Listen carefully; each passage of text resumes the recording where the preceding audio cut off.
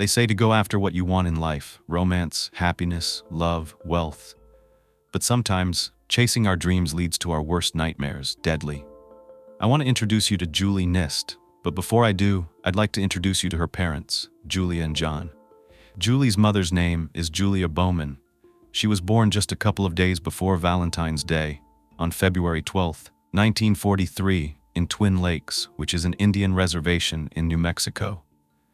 She's part of the American Indian Navajo tribe, which is the second largest Indian nation in the United States. Back when Julia's mom was growing up, life on her reservation was not easy.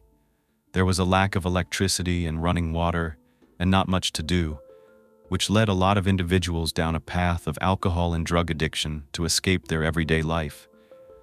When Julia was 12, her parents decided to send her away. She went to a boarding school because they wanted her to learn English. This was located in Brigham City, Utah. When she got to the school, Julia started to realize that she didn't even know what the world was like beyond the reservation. Now, she was free.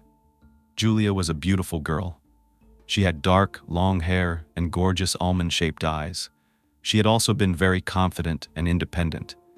As she spent more time away from her family and away from the reservation, the more she decided she didn't want to go back.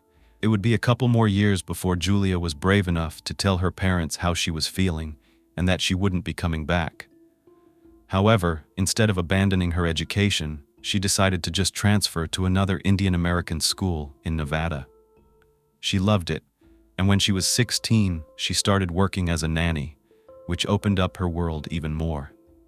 The family she worked for would take trips, and she would accompany them so that she could help with their children.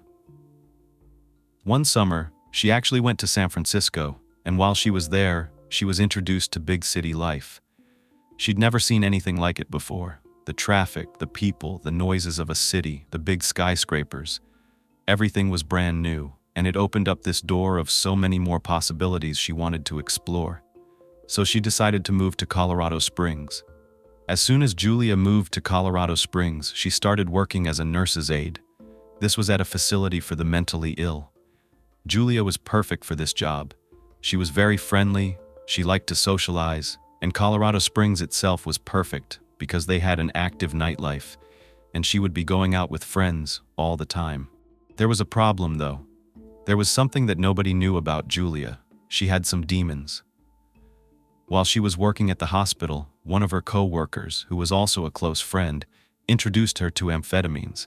The co-worker seemed to always be alert, pulling double shifts, picking up extra work, yet still finding time to have the energy to party all night. Julia was curious about how in the world she was able to do that. She got up the nerve to ask, and her friend said she had the secret. She had been stealing pills from the hospital. Speed pills. You want to try? Of course, Julia was naive, so she said yes. This would be the beginning of a long, bumpy road of addiction. Maybe if she could have seen her future before deciding to swallow that first pill, Julia would have made a totally different decision. If only she knew. As they say, hindsight is 20/20ths. She really enjoyed speed, mostly because it allowed her to stay up for days at a time. This seems like a good thing to some, but it wasn't. Even though she was awake, she was experiencing a lot of irritability. She was slowly becoming less of herself. She wasn't the Julia everyone used to know. It's usually a slow decline. It's not noticeable at first. Not only was she doing amphetamines, but she also became a heavy drinker. I'm highlighting this because of what happens in the future. Julia loved the nightlife because she got a lot of attention. She looked different from everybody else. She was the only Navajo girl. This made her extremely popular in her town. One night, on July 4th, 1964, while she was partying at a pub with friends, she bumped into a tall, handsome military police officer named John Scully. John was stationed at Fort Carson. He was 25 years old, grew up in Philadelphia, and was very different from Julia. John looked in her direction, and he noticed right away her beautiful dark hair, olive skin, just an exotic beauty, and he made his way over to her to start a conversation. They really didn't have that much in common except for the physical attraction that both of them felt instantly. John was smitten. He asked her out right away, and she said yes. So, they went on their first date, and they hit it off. After only a few more dates, John proposed to Julia. He said the minute he saw her, he knew that he was going to marry her. It sounds like a fairy tale right now. Anyway, on July 2nd, 1965, 2 days before the one-year anniversary of the day they met for the first time, Julia and John were married. They had a small ceremony at a Catholic church in Colorado Springs. However, they soon realized they couldn't afford where they were living, so they moved back to Philadelphia, closer to John's family. This is also when John applied to the Philadelphia Police Department. On February 6, 1966, he officially started working as a patrol officer in North Philadelphia, a neighborhood well known for being dangerous. As you can imagine, this was hard on Julia. She was constantly worried, and it wasn't like today. They didn't have cell phones or any mode of communication that was readily available to keep in touch. There were times when he had to rush out in the middle of his day off because he was on call and there was an emergency. But in the spring of 1967, Julia found out she was pregnant. Right away, she imagined this would change her life and put it in a new direction because she would have something to focus on at home while John was working. Julia gave birth to Julie Marie Scully on January 3, 1968. By the way, I will say that as the story goes on, we're going to be saying the names Julia and Julie a lot. I definitely try to keep it straight, but just know it is very hard and confusing when people have such similar names. Now they were a family. John started taking his family on fishing trips, which was a pastime he had enjoyed with his own family. As Julie grew up, she and her father built a really strong bond, and she became a very adventurous little girl who adored nature. They spent most of their time exploring the countryside and fishing in the lake. Another activity they would do, which became a tradition in their family, was crabbing. This was one of the activities that helped build their strong bond. However, one reason Julie might have enjoyed it so much was because she was constantly looking for approval and praise from her father. This will be a thread that carries through the story.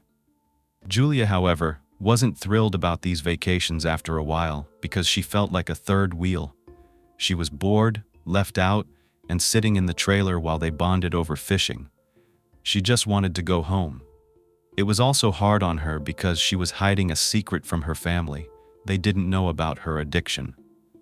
Now, as she was getting older, it was finally starting to catch up with her. She became unpredictable and temperamental. She had been seeing several doctors, and each one of them had tried their best to wean her off amphetamines, but it just wouldn't work.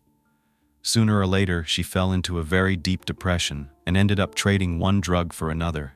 She started using heroin. Despite her struggles, Julia gave birth to another child, a son named John Patrick Scully, born on November 10, 1969. Now it was Julie's turn to find out what it felt like to be left out, because it turned out John spent most of his time with John Jr. and not Julie. This made Julie ramp up her efforts to seek love and attention from her dad. However, John was working more than ever and hardly coming home. Even on Christmas, he had to leave. Julia was feeling abandoned. She was alone, taking care of 2 children, and she felt like she was a single mother. Then something terrible happened. Julia wasn't paying close attention to Julie, who was playing outside in the front yard when she walked into the street and was struck by a motorcyclist. It was serious. Julie was rushed to the hospital, and there was more bad news.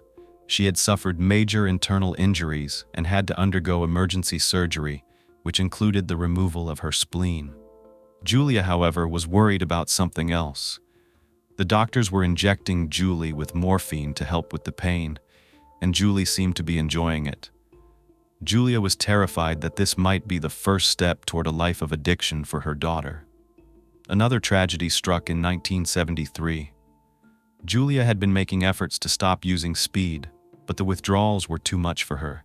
Every time she tried to wean herself off, she fell into another deep depression. She felt so alone, hiding her struggles from her family. She could hardly sleep, which made her life harder because she was taking care of the kids while completely exhausted, irritable, and angry with a very short fuse. This mental downward spiral led Julia to take an entire bottle of sleeping pills. When John got home, the kids were in bed, and he found Julia unconscious. No one expects this to happen. you cannot prepare for it. However, John was used to being in high-stress situations, so he quickly sprang into action, saving her life. She was rushed to the hospital, and they were able to pump her stomach in time. Even though Julie was young, she was still witnessing all of this. She was being brought up by a mother who was not stable. As Julie got older, it became more and more apparent that her mother was struggling. It was a constant battle, and the downward spiral did not stop for Julia. Her family now knew her secret, and there were more and more outward signs of drug abuse. Julia began gaining excess weight, and she didn't look like herself anymore. This only made her fall back into an even deeper depression. It wasn't long before she tried to take her life again, and just like before, with the exact same outcome, she was saved in time. Both of the children desperately wanted someone to pay them attention, but Julie was impacted the most. She felt unwanted and second best, no matter what her parents had going on in their lives. In fact, in 1976, on Julie's 9th birthday, her parents would prove that they cared more about their own needs and struggles than about what their child was feeling on such a special day. They had friends and family over, and Julie's whole world came crashing down. John was having an affair. During Julie's birthday party, he told everyone that he had to leave. Whether it was for work or to meet friends, I don't know, but Julia was suspicious. John had been confiding in others that it was really hard being with Julia. He had lost interest because of her drug abuse. She wasn't the woman he fell in love with, especially when it came to her appearance. It might sound superficial, but the drugs had taken a toll on her body. She had lost her beautiful physique due to the excess drinking, and it was hard for John because he had loved her so much. But from the beginning, it had been that physical attraction that drew them together, and now it had faded away, along with John's loyalty. The only thing holding their marriage together was their kids. John had been looking for a way out, and he found it. He said that every time he came home, Julia was completely wasted, and you couldn't even talk to her about it, not to mention the 2 times he had to save her when she took the sleeping pills. He felt that he had done all he could. None of this excuses cheating, but if he was looking for a way out, I guess he found it. Some people want to be caught, and maybe John was one of those people.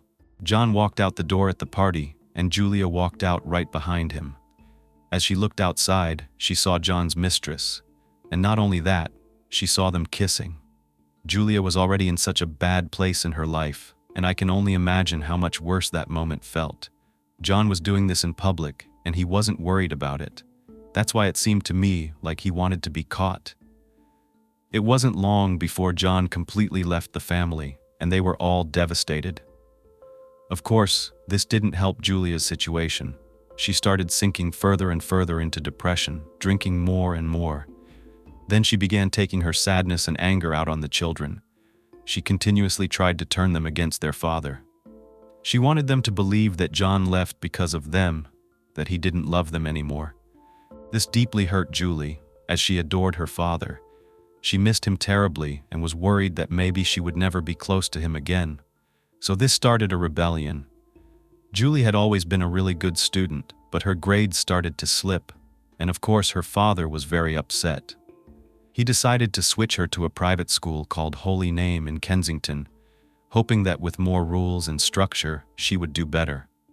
She definitely wasn't getting that at home, so maybe if she got it in school, her grades would improve, and they did. Julie started hanging out with a better crowd, and for a while, she was doing much better. However, it didn't last long. Julie was very popular and soon she started skipping school. At this point, she was about to become a teenager, 12 years old and gorgeous. She was tall, had long, shiny black hair, perfect skin, a big, pretty smile, and even from a young age, her beauty and charisma were traits that others admired most. Just like her mom, Julie stood out in a crowd, in a good way. She knew she was pretty, and boys were always trying to get her attention. She was also boy crazy, which is typical for girls her age, but for Julie, boys were far more interesting than school. Skipping school eventually turned into staying out late, very late, into the night. Her parents were worried, especially because they lived in a rough area. Julia was scared that Julie would be introduced to drugs. For example, Julie once planned to have a sleepover, but when Julia came in to check on the girls, they were gone. Julia panicked, as any parent would, and called 911. The police eventually found the girls in downtown Philadelphia, which must have been terrifying for Julia. Julie did things like this because she had no respect for her mother, and the arguments between them kept escalating. It became a cycle of arguing, running away, and the police picking her up. Julie's dad was absent, too busy with work to really care, and nothing was getting resolved. Finally, Julie couldn't handle it anymore and asked to move in with her dad. At the time, John was living with his girlfriend, Laurelie. They had a nice house, and neither of them was used to having kids around. When Julie moved in, they sat her down and explained the house rules and what they expected if she was going to live there. Julie had a curfew on weeknights, and John, being a cop, wanted to know where she was at all times. This meant Julie couldn't hide much from him, and like most teenagers, she butted heads with adults, particularly John's girlfriend, Laurelie. Julie didn't want to listen. She had never really had a mother figure in her life or any real structure, so she rebelled against it every chance she got. Every time Laurelie tried to get Julie to do something, it turned into a big argument. John thought that Julia had influenced their kids this way, and he blamed her for Julie's rebellious behavior, even though many teenagers act out regardless. Determined to gain more control over the situation, John decided to fight for full custody, and he won. Once Julie was living with him full-time, John thought it would be best to put her into therapy to help curb her bad behavior. Julie met with a psychiatrist to talk about her life and her childhood, which she described as pretty awful. Now, we can't compare her experiences with ours or others, because that would invalidate her personal feelings. This was the only life Julie knew, and in her perspective, it was harsh, and that's valid. In 1982, Julie finished middle school at Holy Name. Her father was now concerned about where she would go for high school, as he only wanted the best education for her. Being a police officer, John was used to receiving special treatment in the community, so he figured, why not try to use his status to help with Julie's education? This wasn't something Julie wanted. It was all John's idea. There was a prestigious high school in the area called the High School of Engineering and Science, which opened in 1979. It offered a pathway to transfer to Temple University, and the high school itself was located on the Temple University campus. Students could even take college courses as part of their high school program. However, the school was very selective. Only a couple of hundred students were accepted into 9th grade each year, and applicants had to go through a rigorous process, including an entrance exam. Determined to get Julie into the school, John put on his full police uniform and went to speak with the principal. While we don't know exactly what that conversation entailed, it's clear that John tried to persuade the school to accept Julie. He also requested that she be classified as a minority, given her Navajo heritage. In the fall of 1983, Julie was accepted and John was over the moon. He had ruthlessly pursued this opportunity for her, and he felt his hard work had finally paid off. Julie, wanting to please her father, was just as excited. But at the same time, she was juggling her desire to have fun with friends, hang out with boys, and be a serious student. You could have guessed, but partying was taking the lead. Friends said she was always partying and putting pleasure first over her schoolwork. She was skipping school all the time, mingling with college students and the popular crowd, who were always getting in trouble. It wasn't long until John got a call from the school to discuss Julie's attendance. Saying John was pissed was an understatement. He was livid, and he was super disappointed. He felt like he tried so hard to make this work, so of course they started getting into pretty big arguments. It's hard. Parents think they know best. As parents, we want our children to live the best life possible. We've been there, we've done that, and we don't want them to go through the same struggles. Sometimes they take things for granted, and then they can't go back in time. It's understandable. Julie is 14. She was still so young. But she boldly told her father that she wanted to withdraw from school. Cool, John thought. This was all out of spite because, in his mind, she was doing this to him because he cheated and left his family. The truth was, Julie felt second best to Laurelie, and she felt John chose his girlfriend over her. She didn't feel loved, and she was using partying as a way out of her sadness. She liked going to parties because, when she walked in, she was the center of attention. All eyes were on her. All of this attention-seeking behavior escalated once Julie was introduced to sex. This was just another tool in her arsenal that she could use to get attention from men. She began jumping from one boy to the next. She would have a long string of casual relationships. She would get into one, then get bored very easily, end it, and find another boy.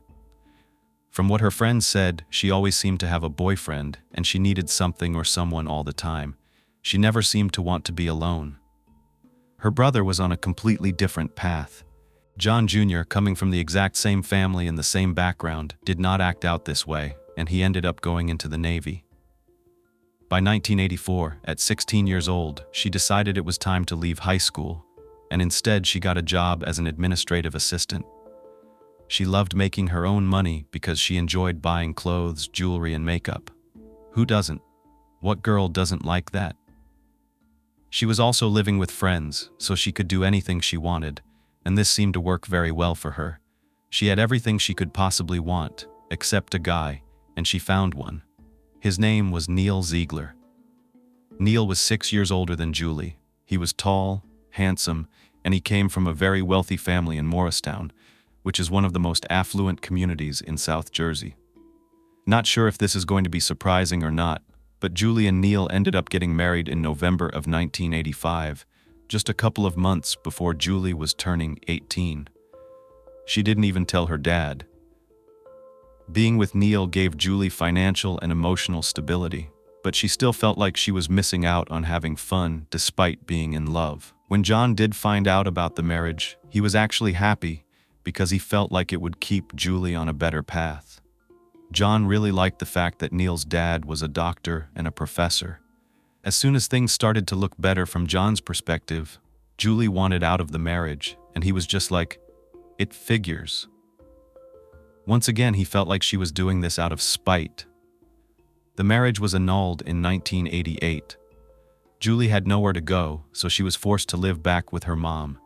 And at this point, she found a job at an insurance company, and it paid very well.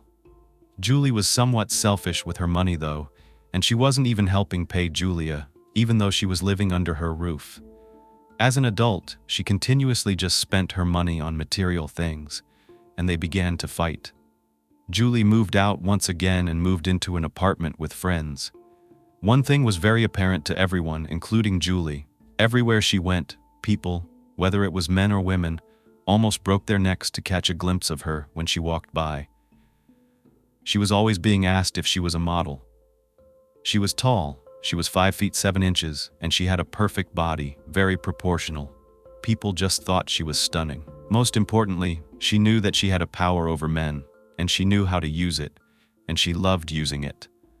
All that was on the outside was just Julie's shell. On the inside, she was very insecure, and she was desperately in search of love. She wanted that loyal devotion and affection, not just these casual dates, and she was determined to find a man who truly loved her and gave her exactly what she wanted. She felt like she was quite a catch and that she deserved it, and a man like this ended up finding her. Julie was used to being invited to lavish parties all the time, and on July 8, 1989, Julie was at a fancy yacht club party. She was enjoying herself, she was drinking, she was dancing with friends, and all the while there was a guy in the crowd that had his eyes on her, and his name was Tim Nist. Tim was captivated by Julie's beauty, and he was telling his friends, "I need to go over there and talk to her." It wasn't hard because Julie was very friendly, and Tim was clearly well off. She was impressed with him, he was dressed nicely, and then he asked her if she wanted to take a spin around town in his Porsche. Of course, she did not pass on that opportunity, and they ended up hanging out and talking all night. They wanted to see each other again. Tim invited her to the beach to go surfing, and they were pretty much taken with one another. Tim was responsible, he was financially stable, and he was 11 years older. That was a good thing because, like her dad said, she needed that structure to keep her on a good path. They did grow up in very opposite situations though. Tim was the fourth child.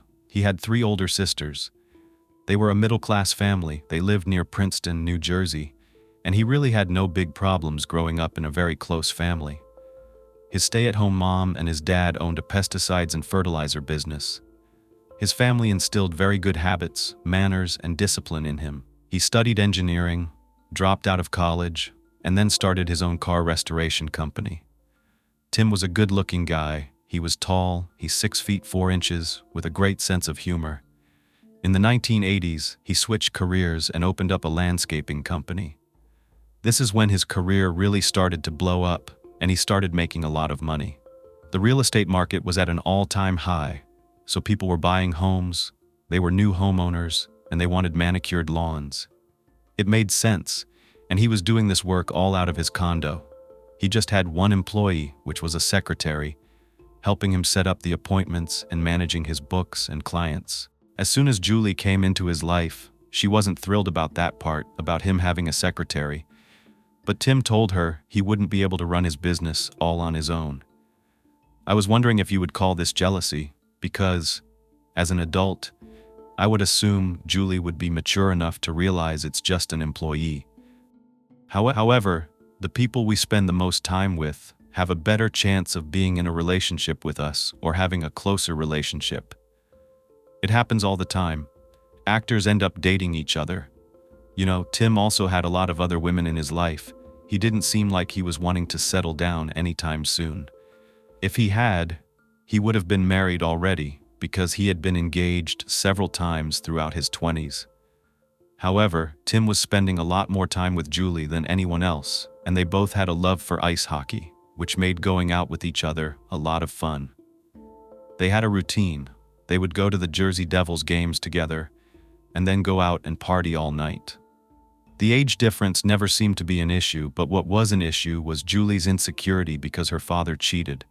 This was always a concern. Tim, on the other hand, was not jealous, but Tim was not her boyfriend yet. Julie was putting pressure on Tim. Tim knew if he lost her, he'd probably have a hard time finding someone like her again, so he didn't want to let her go. She was so gorgeous, she had a good sense of humor, and she was friendly. He couldn't help but say yes. He almost regretted it, though. He had not seen all of Julie's true colors until one St. Paddy's Day. Tim and Julie planned to meet up at a pub, but Julie was running a little late. When she walked in, Tim was sitting at the bar talking to a blonde girl. Without saying one word, Julie walked up to Tim and punched him square in the face. Ultimately, this led to a black eye, and as you expected, Tim was blown away. It completely took him by surprise. It was very embarrassing. He wasn't doing anything wrong from his point of view. It was an innocent conversation to pass the time until Julie got there. Of course, he knew Julie was on her way, and he was probably going to introduce them to one another. Tim had to get Julie to chill out, but even after that, she told him, "First, I'll kick her ass for talking to you, and then I'll kick her ass for being a blonde." That struck me as very odd. Why hurt someone over the way that they look? I don't know. Did she have something against blondes? Was the woman that her dad cheated on a blonde? I don't know, but all I know is I wondered what that had to do with an innocent girl. There was also quite a double standard at play. Julie was someone that overtly flirted with men. She expected that to be okay with Tim, but if he stepped out of line in her perspective, her temper would rage. There was a lot of emotional baggage there, and there were 2 chefs in the kitchen in their relationship. They both wanted to make the rules. Julie was 21, and ironically, she was working at a law firm doing the exact same type of work that Tim's secretary did for him, another kind of double standard. It was okay that she worked for men, and it was fine that she was a secretary, but it wasn't okay for Tim to need one. Julie would constantly tell Tim that she wasn't comfortable with it and even made comments to the secretary. Julie was at work one day when a local newspaper called the Trentonian landed on her desk. An article that was in the newspaper caught her eye immediately, and it was an ad looking for girls that lived in the area to enter a beauty contest. Julie had stars in her eyes. She ripped it out, brought it home, and showed it to Tim. Tim was a former photographer, and he got excited. There was a cash prize as well as vacations and other perks involved. He told Julie she should enter, and he would take all of her pictures. so they wasted no time. Tim thought Julie had the perfect bikini body ever since they first met, and they went on that date surfing. He was 100% confident that she would win first prize, no doubt about it. So he took a bunch of her photos, and then they submitted it to the Trentonian.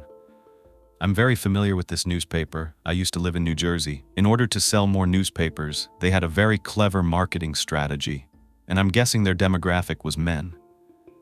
They had this special page, page 6, dedicated to swimsuit models. I know because I was one of them. I was in pageantry for years. This is just a small caveat, and that's how I found myself in New Jersey, and this is what drew me to want to learn more about this case. It was a fun pastime for me. I learned a lot. But the newspaper was always looking for new girls. My best friend and I were approached while we were just working on the boardwalk in Atlantic City. I was selling casino memberships. I was young, and I thought it would be pretty cool to be in a newspaper. But I'm telling you all this for context. It's not a big deal. It wasn't anything to be bragging about per se, but it was fun. Julie didn't just do it for fun, though. She really thought this was her chance. She could probably use this to catapult herself into a career in modeling. Julie hadn't heard a response, though, and it had already been a week. Maybe she was in a bad mood, but all we know is that Tim walked into his office to find his secretary was gone. The phones were ringing off the hook. He didn't know what was going on, and then Julie just strolled out and took a seat at the secretary's desk.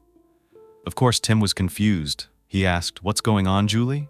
She's got a big smile and she says, "I guess she just left." But Tim wasn't an idiot. He knew Julie. He knew that she must have made that poor girl feel so bad that she walked out. Because it was clear from the beginning Julie was trying to sabotage the professional relationship between Tim and his secretary. All the attention had to be on Julie and Julie alone. Tim could not run his business alone, and Julie knew that, so she gave him pretty much no choice but to let her run his business.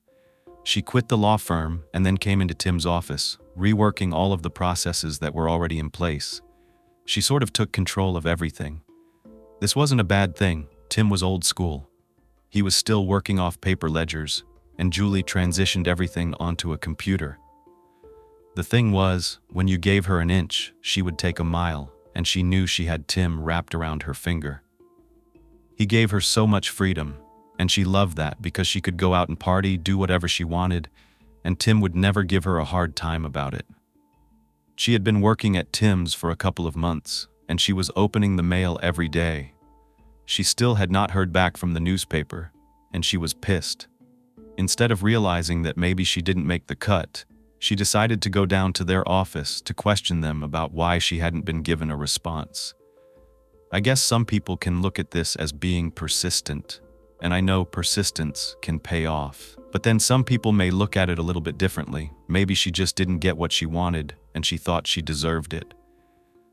You could call it entitlement, but I'm not sure. She shows up, she barges in, and she demands to talk to the editor. The editor didn't even know her. They get hundreds of random entries from girls all over New Jersey. When she gets to see him, her exact words were, "Yo, what gives? Why isn't my picture in the newspaper?" The editor was shocked. This is not something he saw every day. He had actually never had this happen before. He did give Julie a chance to speak, and I don't know what they talked about, but she did end up getting accepted into the beauty pageant and would also be featured on page 6 of the Trentonian. Julie couldn't hold back her excitement about what she had accomplished, so she announced it to all of her friends and to Tim, and they started preparing for the competition. You're going to find that the competition didn't go as Julie planned. It was only the second time that the Trentonian even held one of these beauty contests. And just so you're aware, all these contests are just for publicity. They're for marketing and finding more models for their newspaper. They would make girls like me when I was 18 feel special. Then they knew you were more likely to want to participate in more and more. They would give you gifts, hotel stays, VIP club access. They even drove me around in a limo. Some refer to this as grooming. And one reason why is because they would also introduce you to high rollers. And those high rollers would want a female companion, and they would even hand us their room keys. I think you know where I'm going with this. Being in this contest, from my perspective, isn't that big of an ordeal. There were only 12 girls that were named as finalists, and they were competing for a trip to California, as well as, get this, a chance. And this is what I'm talking about with the way that these beauty pageants go, a chance to enter another bikini contest. Wow. That's what you're getting when you're winning a trip to California and a chance to enter another contest. Well, there were a couple of hundred people that came to the Marriott, a pretty big crowd. They were there to watch the women, mostly men in the crowd. Do I think these contests are rigged? Yes, I do. But that could also just be a conspiracy theory. I don't know. What I do know is that Julie was very confident she was going to win, because just a few weeks ago her picture appeared in the Trentonian's page 6, as promised by the editor. She definitely thought that was going to give her a leg up in the competition. There she was, 5'7", and one of her most prominent attributes, and this is from what I read, so I had to mention it, was her large chest. That got her a lot of attention, and she knew how to show it off in the right way. This wasn't just a beauty contest. This was something she thought was going to completely change her life. All eyes were on her. This is what she always dreamed of. Just keep that in mind. Ever since she found out that the editor was going to let her compete, she spent so much time buying swimsuits, trying them on for Tim, and posing to make sure she had the right stance as well as a perfect look for this competition. She was practicing anytime she had free time. She took this very seriously. She learned how to walk down the runway and answer questions because, if you didn't know, they ask you all these silly questions. So this is what they call the personality phase, where you get to answer some questions so that the judges know you're not just a pretty face, so to speak. And this is where the whole thing about the large chest comes in. She asked him, "What are 3 words that you would use to describe me?" Because that was one of the previous year's questions, and he literally said, quote, "Skinny, big tits." That's what he said. So the girls are gathered on stage, and they would take their turn standing in front of the judges. Julie didn't go until the end, and maybe they were saving the best for last. I'm sure that's what she thought anyway. You know what these beauty pageants are like, and if you don't, you've got the bikini-clad women, usually very tan, either spray-tanned or back then from using tanning beds. But I don't want you to think this is easy, because it's not. It's pretty nerve-wracking. The crowd is filled with all these men, they're catcalling you, they're screaming to get your attention, because they think after you walk off stage, you're going to give them a chance. That's also why the judges want to be part of these competitions. Most times, unfortunately for Julie, only one of the judges chose her to be a winner. All the other judges did not agree, and she did not even place in the competition. Not only did she feel defeated, she was angry, and as soon as she walked off that stage, she went right to Tim and told him that she was way prettier than the girl that won. All she got to take home were some measly vouchers for a store nearby, and that's pretty harsh in my opinion. It's like, here's a voucher for your time because I told you these things are pretty much a joke. They really are. While she was at the competition, she met another model. Her name is Cheryl Chupless. They ended up becoming really good friends. Cheryl was talking to another editor of the Trentonian, and he's responsible for hiring promotional models. The editor's name was Gail Baldwin, and he knew he didn't have anyone on his roster that looked like Julie. He was talking to her, and she was eating this up. She was so happy that people were giving her this attention. She was on top of the world in that moment. Knowing, okay, I didn't win this competition, but I just made 2 solid connections. They would be hired to go to places like bars and get the crowds hyped up on one of the newest drinks. They would hand out samples for the patrons to test out, and 9 times out of 10, it's usually an alcohol company. So Gail hires both Cheryl and Julie to become one of the new promo girls. And what's funny is when they said that Cheryl and her became really good friends, I laughed because Cheryl was a blonde. Just throwing that out there, because you remember what happened at the pub on that St. Paddy's Day with the other blonde? I guess as long as you don't flirt with her man, she's fine with you being a blonde. And that's good, because I didn't want someone else to get punched in the face. Julie got her first promo job in the summer, and she was sent out to a few bars and a nightclub to promote a company called Hub City Beer. She did such a good job, and her and Cheryl were like a tag team. They had such good chemistry that they started sending them out with each other time and time again. They were working a few nights a week. Ultimately, they got hired for gigs for Miller Brewing Company and Coors Light. They were going all over South Jersey Shore, doing these promotions. For Julie, it was second nature. She had a very extroverted personality. She loved talking to people. She would go right up to them. She wouldn't just do the promotion, she would stay afterward, and men would buy her drinks. Her and Cheryl would just party it up. They became very popular in the local nightclub scene. They were actually handing out their schedules so that mostly guys would know where they would be on any given night. There were baseball players that were even following them from bar to bar during the week. All the while, Julie was still working her full-time job at her boyfriend Tim's landscaping company. Although Tim was proud of all her accomplishments, he never went to any of the events. He didn't get involved.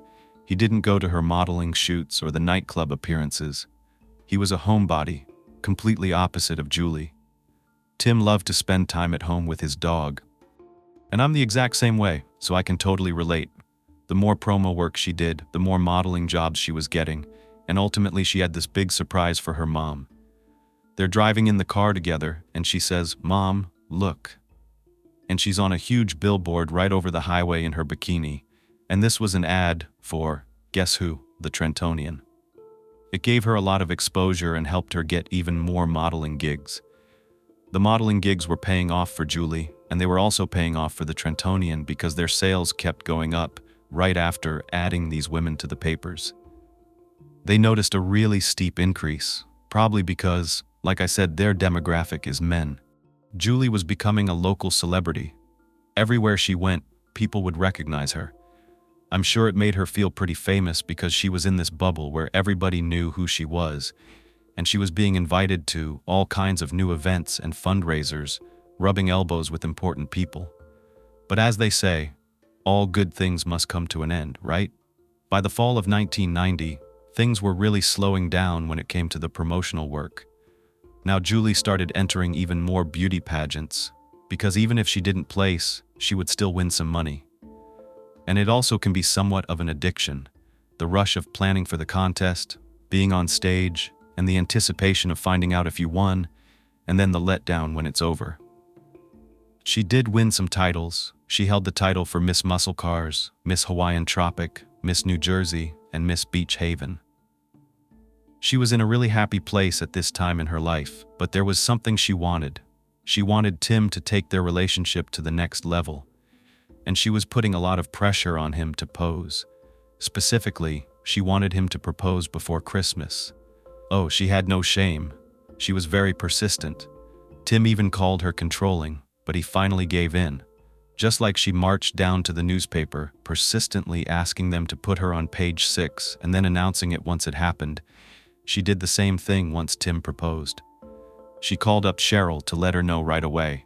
He proposed on Christmas morning, and just like she hadn't wasted any time preparing for the pageants, she wasted no time at all starting to plan for her wedding.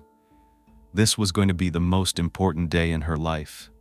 You can also imagine, if she took the competitions as seriously as she did, her wedding was going to be a huge affair that no one would forget.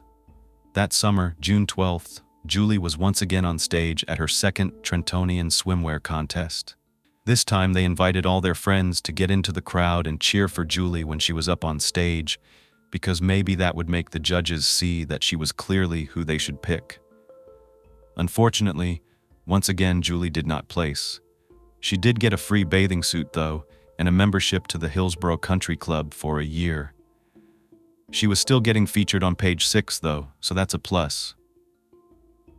But of course, remember, this is just a big selling strategy for the Trentonian.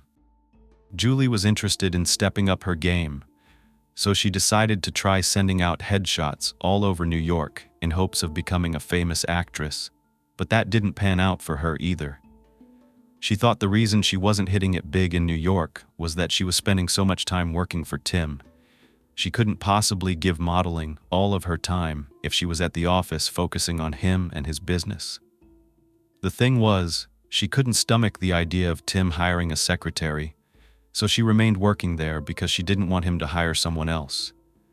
Tim even told her, and these were his words, "I promise I'll only hire someone big, fat, and ugly," so she didn't have to worry about anything. After all, Tim was about to marry her.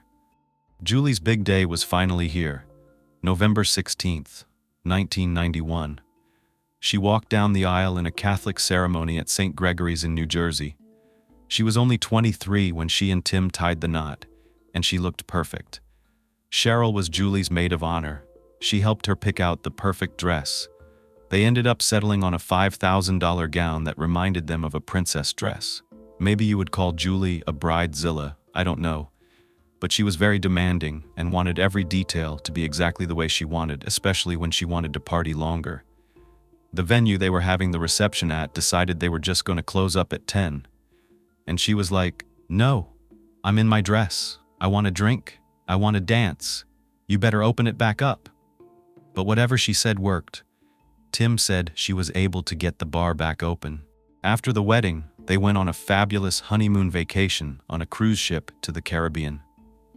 They had such an amazing time that they decided they were going to make this an annual tradition. They were living very comfortably at this time.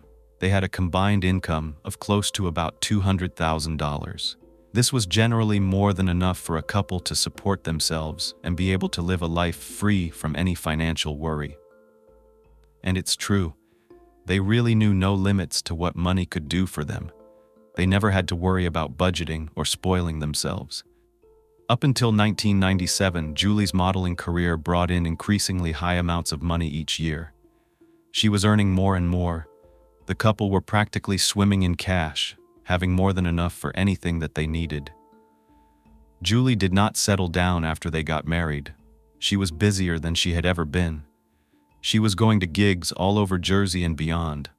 But there was one thing that she was spending even more time on, and that was finding the perfect house. Not just any house, Julie wanted a house in a very nice neighborhood. They finally found one in Mansfield Township. This is a very affluent area, and it's in the middle of Philadelphia and New York. She thought this would give her an opportunity to do more modeling gigs. In the fall of 1992, they finally moved into their house, and she did not spare a second renovating the entire place to suit her taste. Julie seemed to have it all from the outside, but there was something Julie wasn't able to accomplish. She had never placed in the Trentonian beauty contest, and this was her third time trying.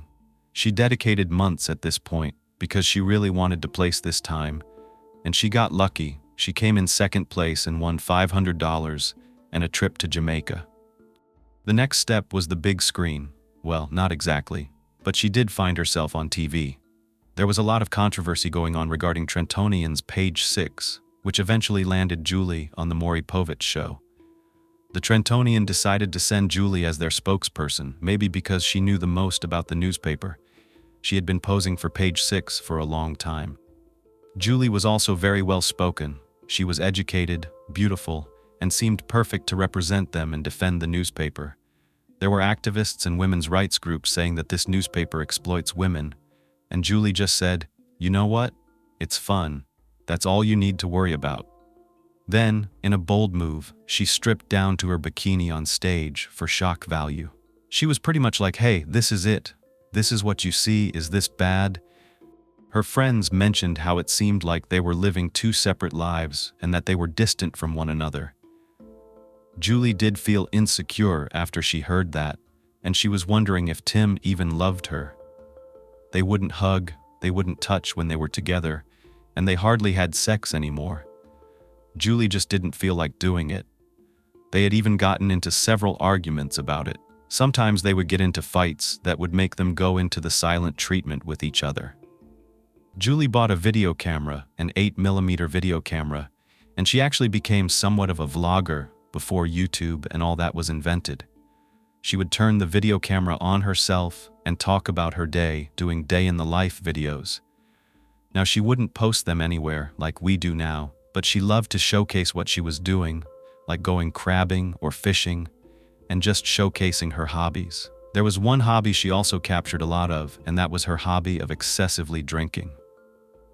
Julie started to confide in one of her and Tim's mutual friends. His name was Tony Capella. She would tell him about the relationship, her dreams, and what she wanted to do in life, and they became very close. He would give her advice and try to persuade her to stop partying so much and pay attention to her relationship. He also didn't like going to parties with her because he wasn't comfortable with some of the party favors that she enjoyed doing.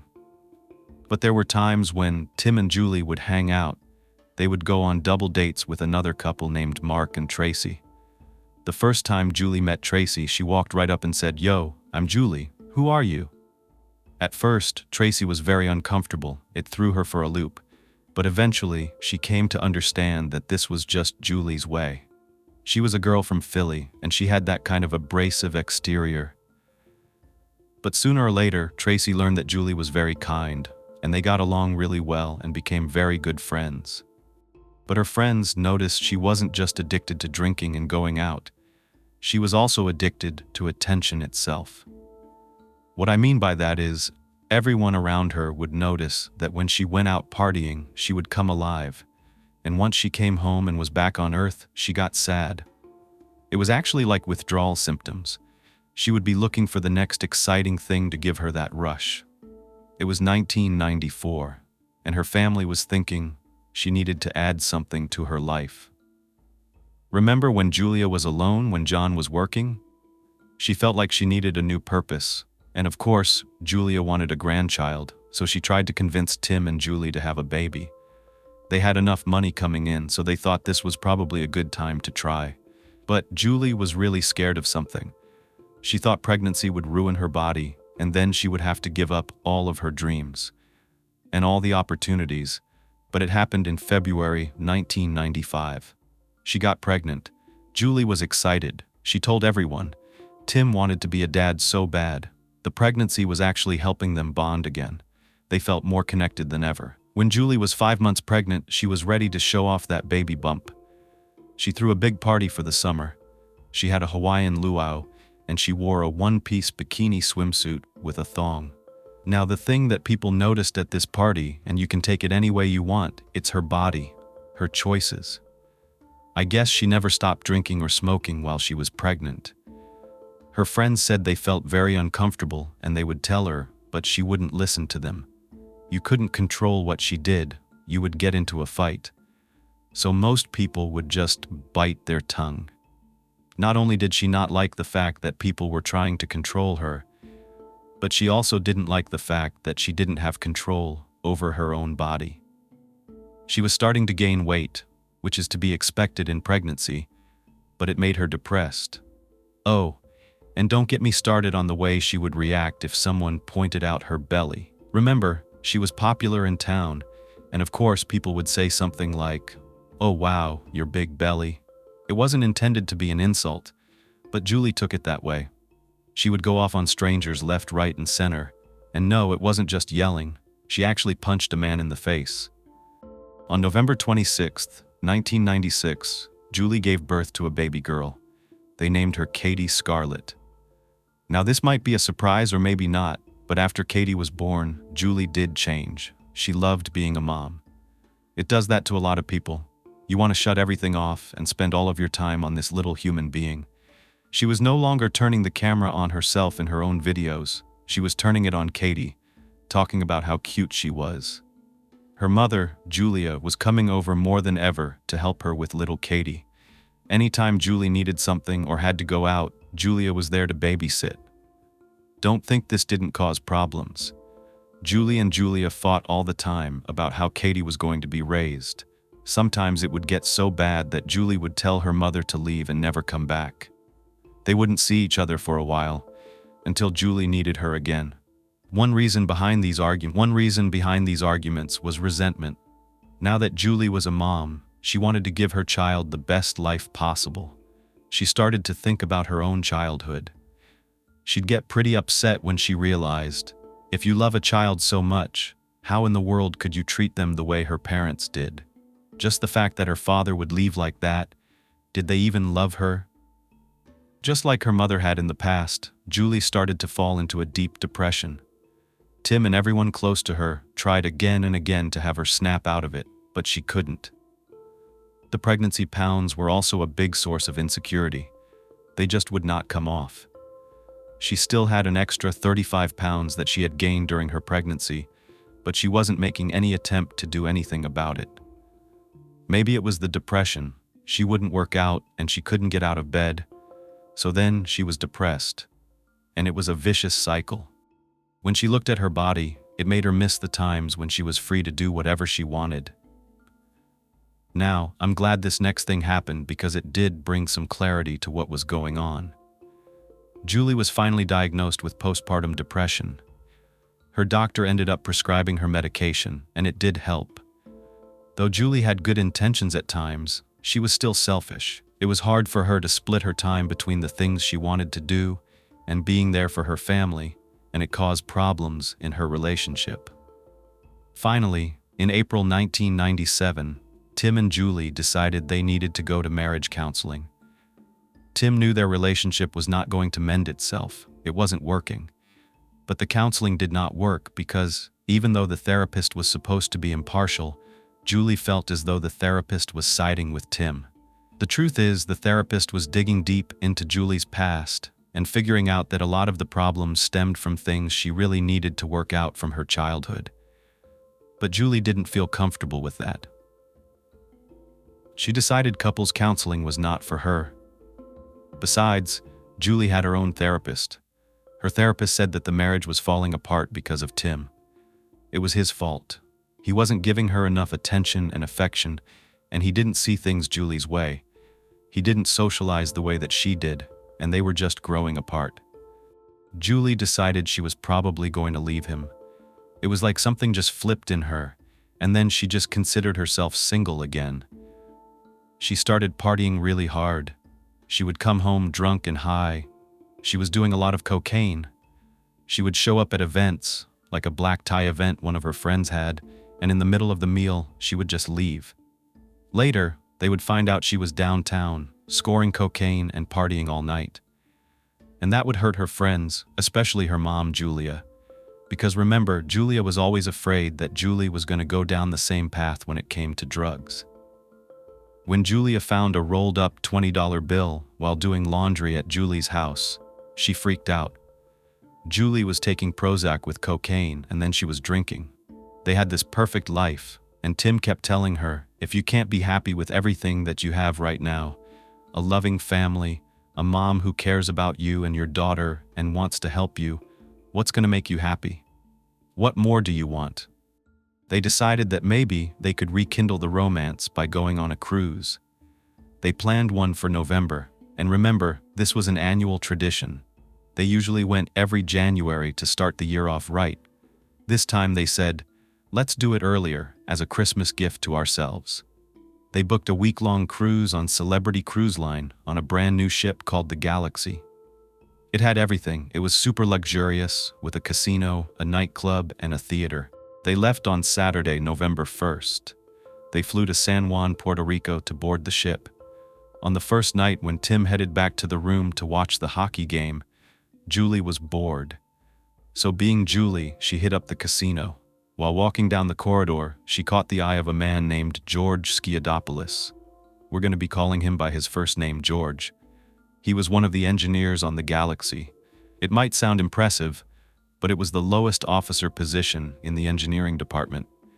The most significant responsibility that George had was to safely and effectively perform lookouts on certain parts of the ship. But his uniform made him look very official and important. Julie was dressed up. She was wearing a low-cut dress. George took a mental note, thinking he had to introduce himself if he saw her again. The next morning, he got his chance. The ship docked on a beach in the Dominican Republic, and Julie decided to go swimming. She was lying on a raft in her bikini while Tim was relaxing on the shore. George had a day off. He was allowed to spend time at the same beach, and he spotted Julie. She definitely wasn't hard to miss. He told his fellow crewmates she was the most beautiful girl on the cruise ship, and he made a bet that he would be able to get her to come back to his cabin. George was only 22 years old. This is a young guy just starting his career. He had graduated from high school not too long ago. Someone like me, I wouldn't know what a third engineer meant. If you told me you worked on a cruise ship and were wearing a nice uniform, I would probably believe you were the captain, for all I know. George wasted no time. He went right up to Julie, introduced himself, and sort of made her believe he was in a higher position than he was on the ship. Julie was excited, thinking, okay, he's going to be able to get me into swanky VIP parties. She connects with people all the time. This is what she does. She didn't think anything more of it, whereas a man might be thinking, she's giving me attention, she's flirting with me, she's interested, I have a chance. No, at this point, Julie just wanted to get something. She was thinking, how can I achieve my goal by connecting with George? Tim's not the jealous type, we know that. He's used to seeing Julie talk to people all the time. This was no different. He looked over and saw them talking, but didn't even give it a second thought. As a matter of fact, when he first saw George, he thought, oh, I wonder who that prematurely bald-looking dude with really bad teeth is, talking to Julie. George had a really thick accent. He told Julie he was Greek. She told him she was a model, and he said he could have guessed. They were kind of bragging about their accomplishments, and George lied, telling her he was 28. At this point, Julie waved to Tim and told George, "That's my husband." George took that as a signal to come down the beach and introduce himself. The first thing Tim said, upon finding out that George worked on the ship, was kind of the same thing Julie was expecting. "Can you get us any perks?" The best that George could offer at that time was to give them a tour of the engine room. They thought that was cool. They would have something special that most people don't get to see. But today was not the day. They finished their conversation and went their separate ways, not really planning anything concrete, just saying they might see each other around. The next morning, though, they got a call from George asking how everything was going. It was a little odd. They had been on cruise ships before and had never been called that way, but he was friendly. They did ask to be taken on a tour of the engine room, so they thought nothing of it. What Julie might not have noticed was that they kept bumping into each other. It wasn't a coincidence. Especially if Tim was with Julie, George would not stop and talk to her. But if she was alone, they would chat it up. Julie told Tim she was the happiest she'd been in a long time. She told him she knew this was going to bring back the romance in the relationship. On the last night of their trip, they got another call from George. This time he said, "I'll take you to the engine room." They met up, he invited them inside, and took them around. Julie got pictures, and all the while, George was breaking the rules, but this did seem to impress them. This was the very last time they would probably see George. Tim thought it would be nice to have a connection on Celebrity Cruise Line, so he told Julie to get George's information to keep in touch. They exchanged addresses. However, there was something happening. There seemed to be an instant chemistry between George and Julie. It wouldn't be evident to anyone on the outside, but she had to tell someone. When she returned home, she called up Tony and made him swear he wouldn't say anything, but she needed to get something off her chest.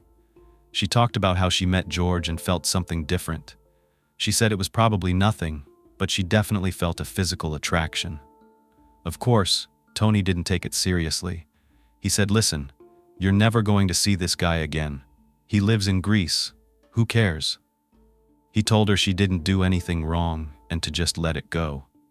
After she settled back in, Julie focused on what was important: her husband and daughter, the two people she loved most in her life. However, she was still feeling empty from her marriage. The cruise really didn't do much. It was a temporary fix, and she wasn't feeling as pretty as she did before. She wasn't getting the same attention from Tim. She would remember the way she felt when George first met her. He went out of his way to talk to her. Maybe that's why she felt attracted to him. She truly loved feeling like she was someone special. Even though she knew she was attractive enough to appear on magazines and billboards, it still seemed like Julie couldn't get the attention she was used to. And as much as she loved Tim, it seemed as though he could never satisfy the craving she had to be on top of a pedestal. The thing I was thinking, though, is that Tim did everything for her. He loved her, he supported her, and he let her into his life and his business, but it was never enough. She almost saw it as a burden. Julie was bored. She was getting ready to turn 30 and started thinking about her life. She was beginning to feel like she wasn't getting what she wanted out of the marriage. She started thinking about George and how he had the qualities she was looking for. He was exciting. But soon enough, Julie and Tim went back to their everyday life and daily routines. Julie continued to keep everything inside. Their life was falling back into place until George started to contact Julie. It began with a nice letter saying that he hoped the couple had enjoyed the cruise and that if they ever needed anything on their next trip, they should let him know. Then it became more intense. This was George's plan. It went from letters to talking on the phone, and soon enough, they were in contact every single day. One of George's main goals was to convince Julie that Tim wasn't good enough for her. He made himself out to be this perfect guy who was going to treat her better. Julie wasn't exactly keeping these phone calls a secret from Tim because he had caught her several times talking in very hushed tones over the phone. On one occasion, or several actually, he would pick up the phone, know it was George, and just say, "Hey, here, Julie. George wants to talk to you," and thought nothing of it. Months went by. Julie pretended nothing had changed, but the act could only go on for so long. George and Julie were confiding in one another. Julie was finding out so much about George, and the more she found out about him, the more she realized that they had a lot more in common than she and Tim, or so she thought. George was ambitious. He came from a hard-working family in Greece, from a small fishing town. Remember Julie's love for fishing, which Tim didn't exactly share? But the big thing they had in common was that both of their fathers cheated. George was raised by his mom and his grandma. When he was 14 years old, his dad cheated while his mother was pregnant with his little brother, and then his father left to go live with his mistress. It was traumatizing for George, and Julie could relate. Throughout his whole childhood, he had an obsession with escaping to another world, and he had a love for the ocean. He would sit and stare at the ocean, dreaming of escaping his small village and going on vacations all over the world. That's what drew him into wanting to work on cruise ships. Just like Julie growing up, George was attractive and popular, and he was a really good student, but he was also somewhat of a recluse, and not many people were close to him, so you can see how George and Julie would bond. She's always dated older guys, and now she was getting the attention of a younger guy as she was getting older. This might have been exciting for her. Even though Julie was keeping this a secret, they ended up having an amazing Christmas as a family. It was Katie's very first one, and Tim went out of his way to make it memorable. He even had someone dress up as Santa Claus, come over to the house and give gifts to everyone. Sadly, Julie was just not present. She was off in her own head, and now her daughter was the center of attention. Julia did not think Julie was giving Katie her all. She wanted her to be an attentive mother. She wanted her to pay attention in the moment. So they would go back and forth with these fights, with her mom coming back and forth and in and out of her life. On January 3rd, 1998, Tim decides to throw her a surprise party for her 30th, hoping to bring her spirits up, bring her back down to earth, and have a little fun.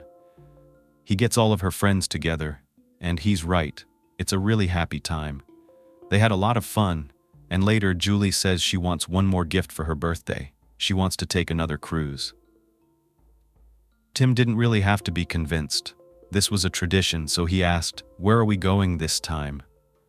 This is when Tim got confused. He was expecting a different ship, a different destination, but Julie insists they go on the same ship to the same place. Tim is standing there bewildered asking, why? Of course, he didn't want to upset her because she was up and down with her depression, so he's like, okay, why not? We know the real reason that she wants to go back on the ship. It's pretty obvious. I'm surprised it wasn't clear to Tim, but she wants to test her attraction to George. She wants to know, if she sees him again, is she going to feel the same, or is this going to fade? Is it just some kind of fantasy, or is there something more? Friday, February 13th, Julie and Tim went back to San Juan and got on their cruise once again. And guess who's there to greet them? George. This time, George was bombarding them more than last time. He was always calling, always trying to meet up with them. Tim was getting annoyed, especially because they were on the exact same cruise, on the exact same islands, doing the exact same thing. He was bored out of his mind. There might have been a little suspicion coming from Tim, because one night they get into a fight. Julie had met some girls on the cruise, and she wanted to go out. I don't know if she asked him to accompany her or not, but she tells Tim that George is going to come.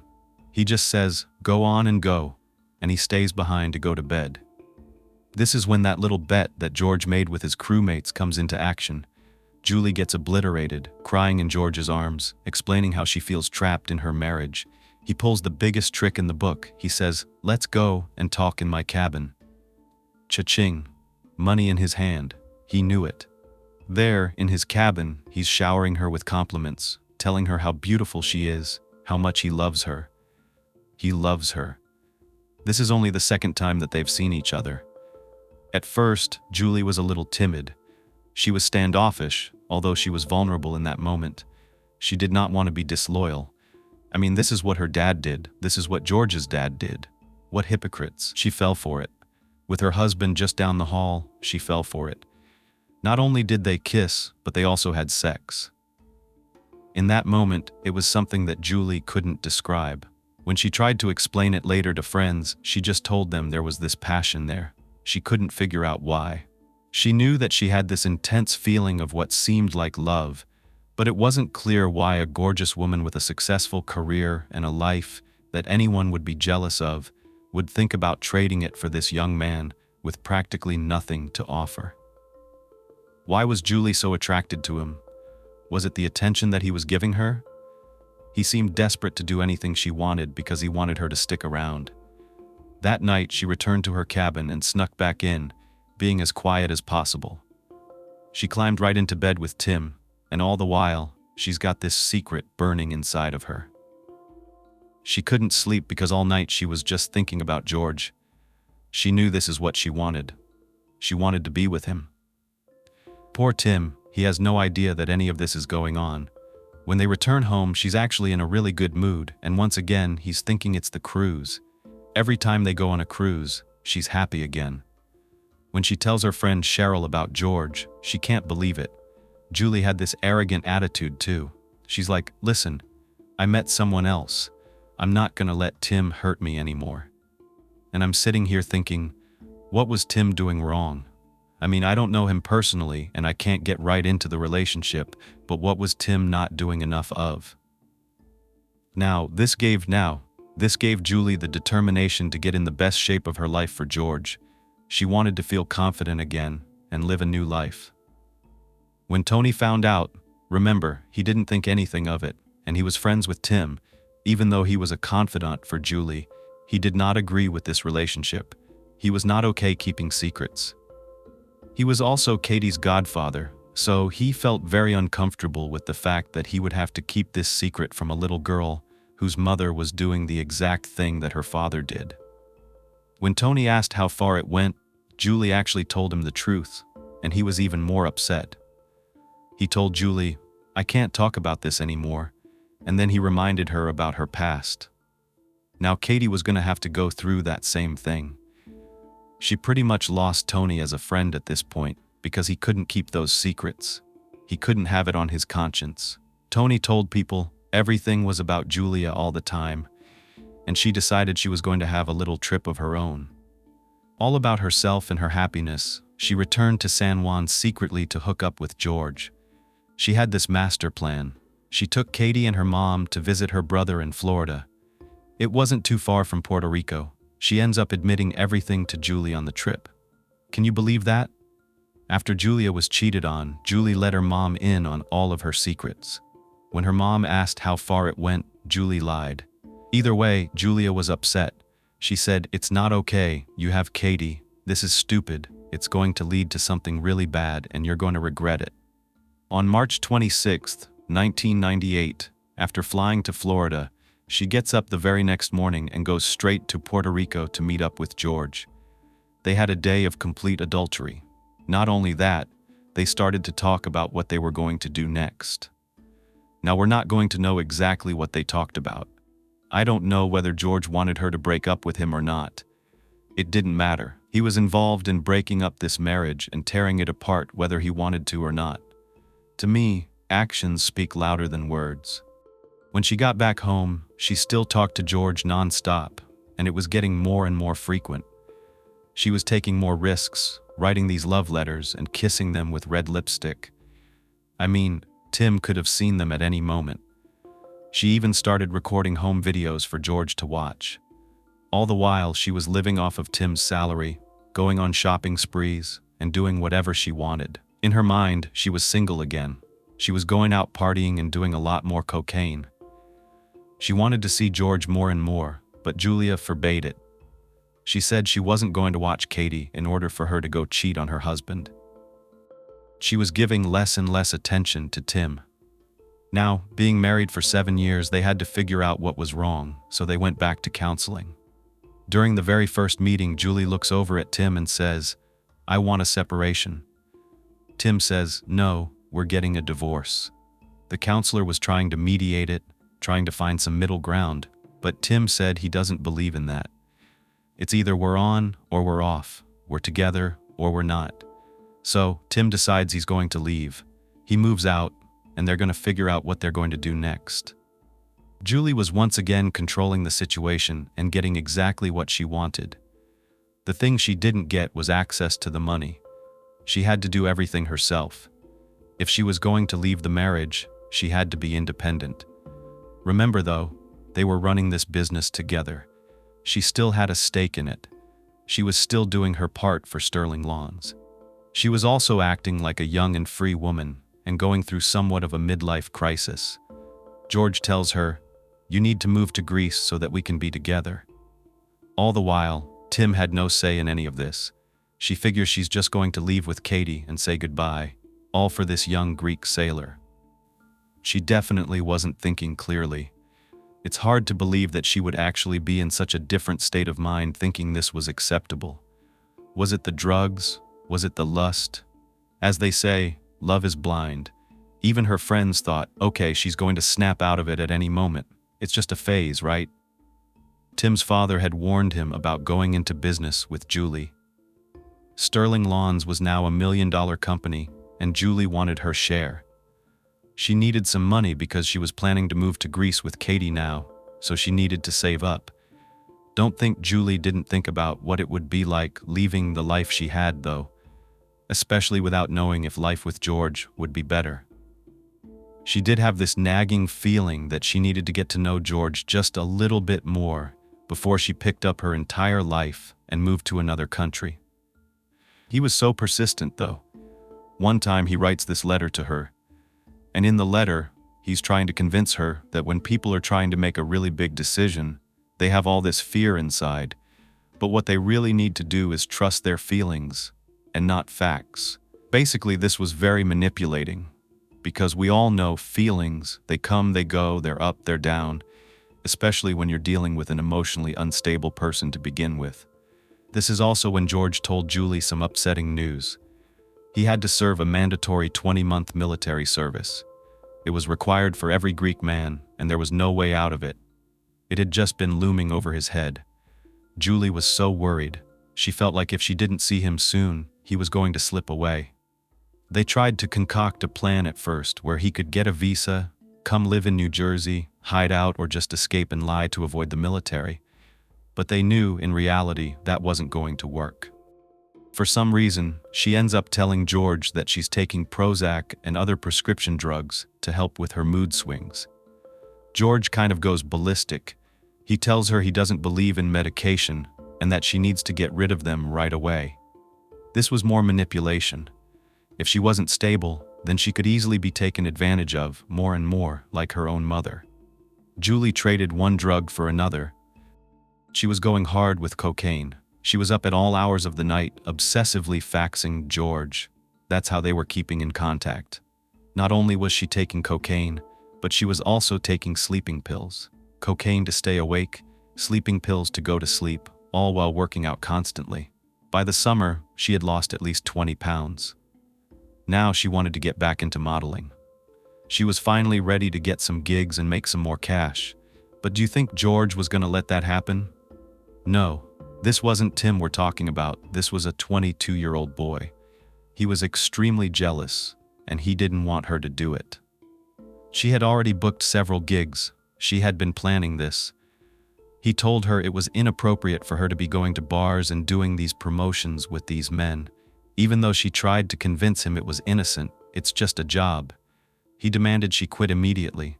Just like that, she started canceling all of her modeling gigs.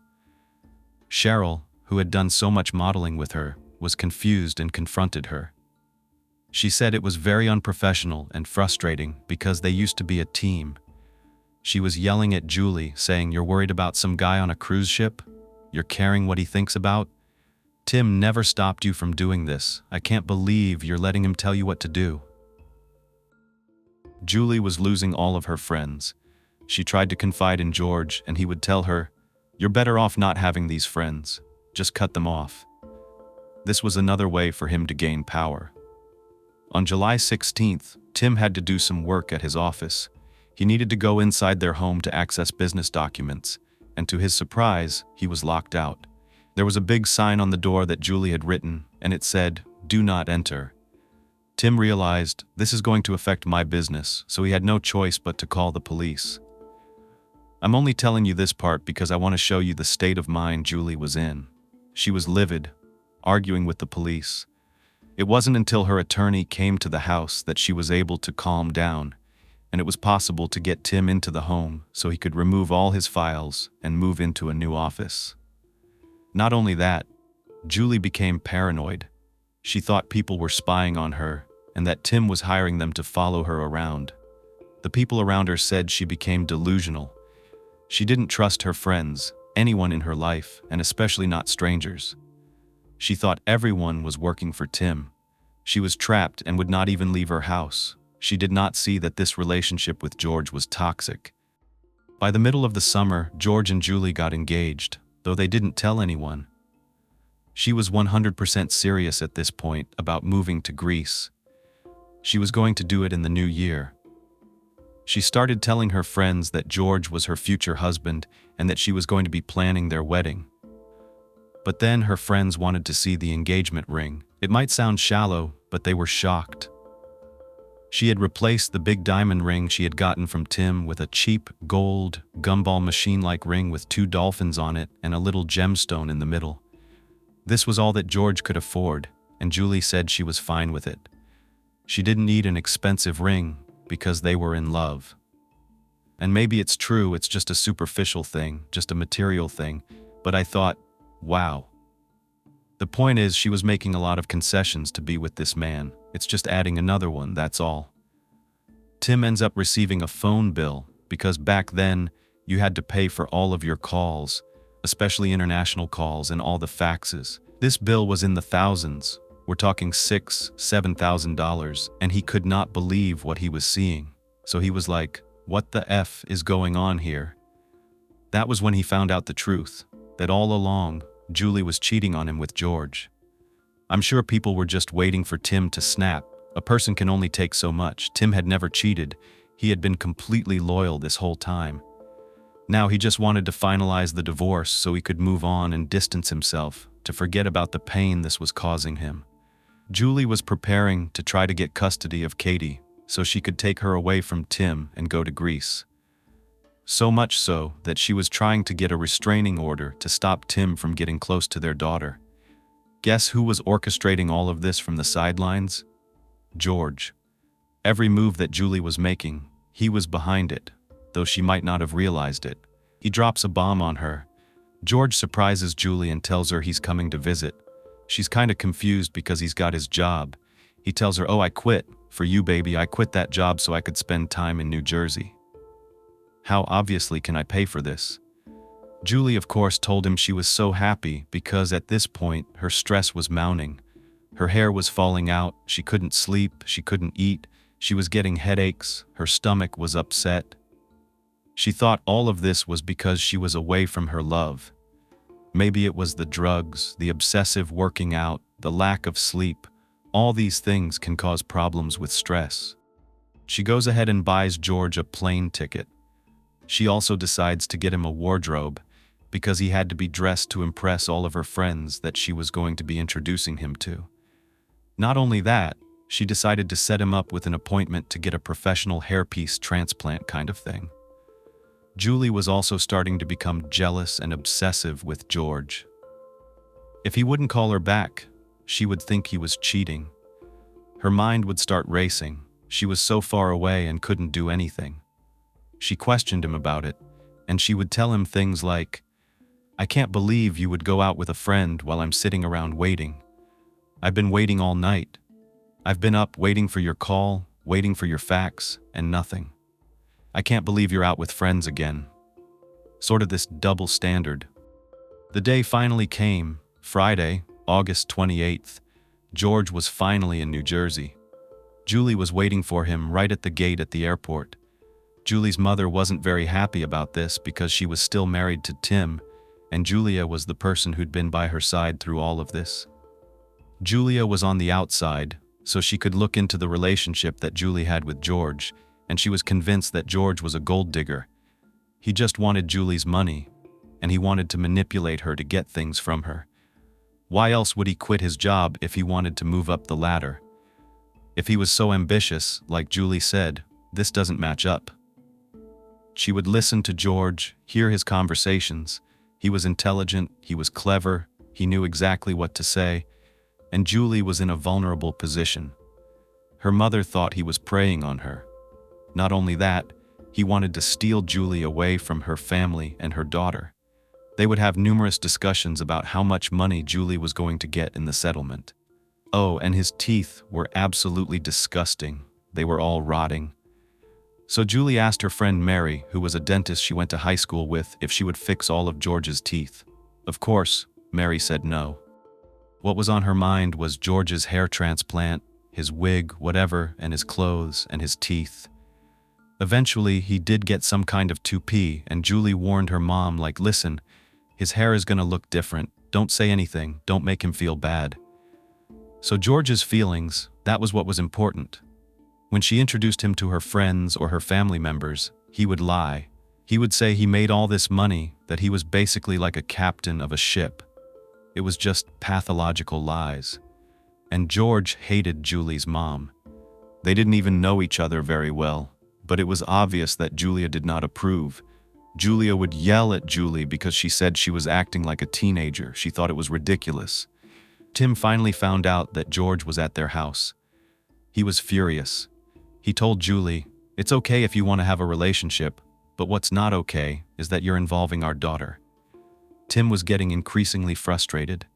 Julie was just charging everything to Tim's credit cards and Tim's accounts. He hadn't seen his daughter in weeks. She was keeping Katie away from him, mostly because George and Julie seemed to be in this warped, paranoid state of mind all the time. And they thought Tim was spying on them. So much so that they ripped down walls in the house looking for evidence of recording devices. Tim had had it up to his eyeballs. He decided he was going to fire Julie from the company because he wanted to separate himself as much as possible, and she wasn't even doing any work anymore while still getting her paycheck. At this point, he was ready. He was going to sign the settlement, so he agreed to pay Julie $600,000 just to end this mess and get it over with. I think Tim was starting to go crazy because he caught wind that Julie was trying to take away Katie. Now he had enough. He threatened her, saying, "If you don't get rid of this guy, George, and send him back to Greece, I'm not going to give you any money. And if you dare take my daughter away, I will come find you and take her back, and you will never see her again." Tim knew that he had a lot of witnesses to Julie's instability. There was no way a court was ever going to allow Julie to take Katie away to Greece, and she knew that. All of a sudden, George was gone, and everyone was shocked. They thought maybe she was finally coming to her senses. For a while, she seemed like herself again. It was a turning point in George and Julie's relationship. Maybe the finalizing of the divorce made Julie snap out of it a little bit, because she started telling her friends she may be having second thoughts about George. She said her feelings were kind of going up and down, and she was starting to think maybe this wasn't a good idea. I can't believe that it took her this long. Just a couple of weeks later, though, George and Julie were back at it again. She was torn. She didn't want to lose her daughter, but she also didn't want to lose the love of her life, or who she thought was the love of her life. She kept telling Cheryl she just needed to marry him. There was no other choice. But why? On October 20th, she flies to Greece to meet up with him to see if the feelings would still be there. Greece was beautiful. She had never lived anywhere like that. All the feelings. She finally thinks this confirmed it. George was the right choice. The next step was meeting his parents. They were taking this long drive, and George was showing her all around, discussing their plans. But all George kept emphasizing was that he couldn't wait to get the settlement money because he had convinced her to help him open a taxi cab business. He said it would be better than him going back on the cruise ships because they would get to spend more time together. It would be like Tim and Julie having their own company together, and the settlement money was going to help them so much. To Julia, it seemed like that's all he cared about. She chalked it up to him being excited. Remember, he was only 22 and didn't have much life experience. George was giving her the time of her life, taking her out to dinners, going on trips to different tourist spots, buying souvenirs. They even spent time filling out their application so they could get married in Greece in December. By October 25th, they were flying to his hometown, and she was finally going to meet his mom. All of a sudden, George's tone changed. He said, "We need to have a serious conversation before you step foot in my mother's home." She was just shy and staring at him, waiting. Then he said very sternly, "You can never let my mom know you are married, and more importantly, you can never ever let her know that you have a child." It turns out that his family was Greek Orthodox, and they would see this as immoral. There was a chance they would condemn or even disown him. It sounded crazy, but that's just the way it was. I thought this was wild because I wondered, how long could she keep that secret? She can't keep it forever. This is her child. But she played it off. Everyone seemed to like her and said she was lovely. When she returned home, she immediately began packing. Everything she owned was being shipped all the way to Greece. She didn't even have a place to live yet. It was like putting the cart before the horse, and no one could understand why in the world she would rush to do this. It was like she couldn't get away from her family fast enough. On November 22nd, she threw a party for little Katie's 3rd birthday. Everyone came, including the friends she had pushed away. They were there for Katie. All Julie talked about was her trip to Greece and how excited she was to move. Tony expected her to talk about how hard it was going to be to leave her family and Katie during the transition. But all she mentioned was that it was tough because she couldn't find anywhere to get her nails done. Tony felt sick to his stomach. Julie was set. She was planning to move on December 6th. Tim would take ownership of their house, and he was already starting to move things back in. On the day she was leaving, he noticed she was heavily intoxicated. He came by and saw her taking shot after shot. It wasn't his business or problem anymore, but he couldn't help feeling bad for her. Tim still loved her, even if Julie was a mess. Perhaps she thought, if I'm wasted, it's going to be easier to say goodbye. But Tim kept telling her, just rip the Band-Aid off, say goodbye, and leave, or you're going to miss your flight. Julie's friend Sue drove her to the airport to say goodbye. Julie was finally free. She arrived in Greece on December 8th, but she was shocked when she got there. She couldn't believe how bad the weather was. In October, when she came to visit, it had been sunny and beautiful. They had spent time on the beach, but now it was cold and absolutely dreadful, with a ton of snow on the ground. Even though some people might find snow pretty, this was not what she was expecting. But once she saw George, her world felt sunny again. They didn't have a place of their own yet. They were staying with George's mother. It really felt like they were teenagers again. They had a lot to do. They needed a marriage license, an apartment, and they were planning a wedding. It was overwhelming, but it was also really exciting. First on the list was getting a bank account to deposit the first portion of her settlement funds. They decided it would be best to get a joint bank account, since Julie didn't speak the language and would need George's help. Plus, they were about to be husband and wife.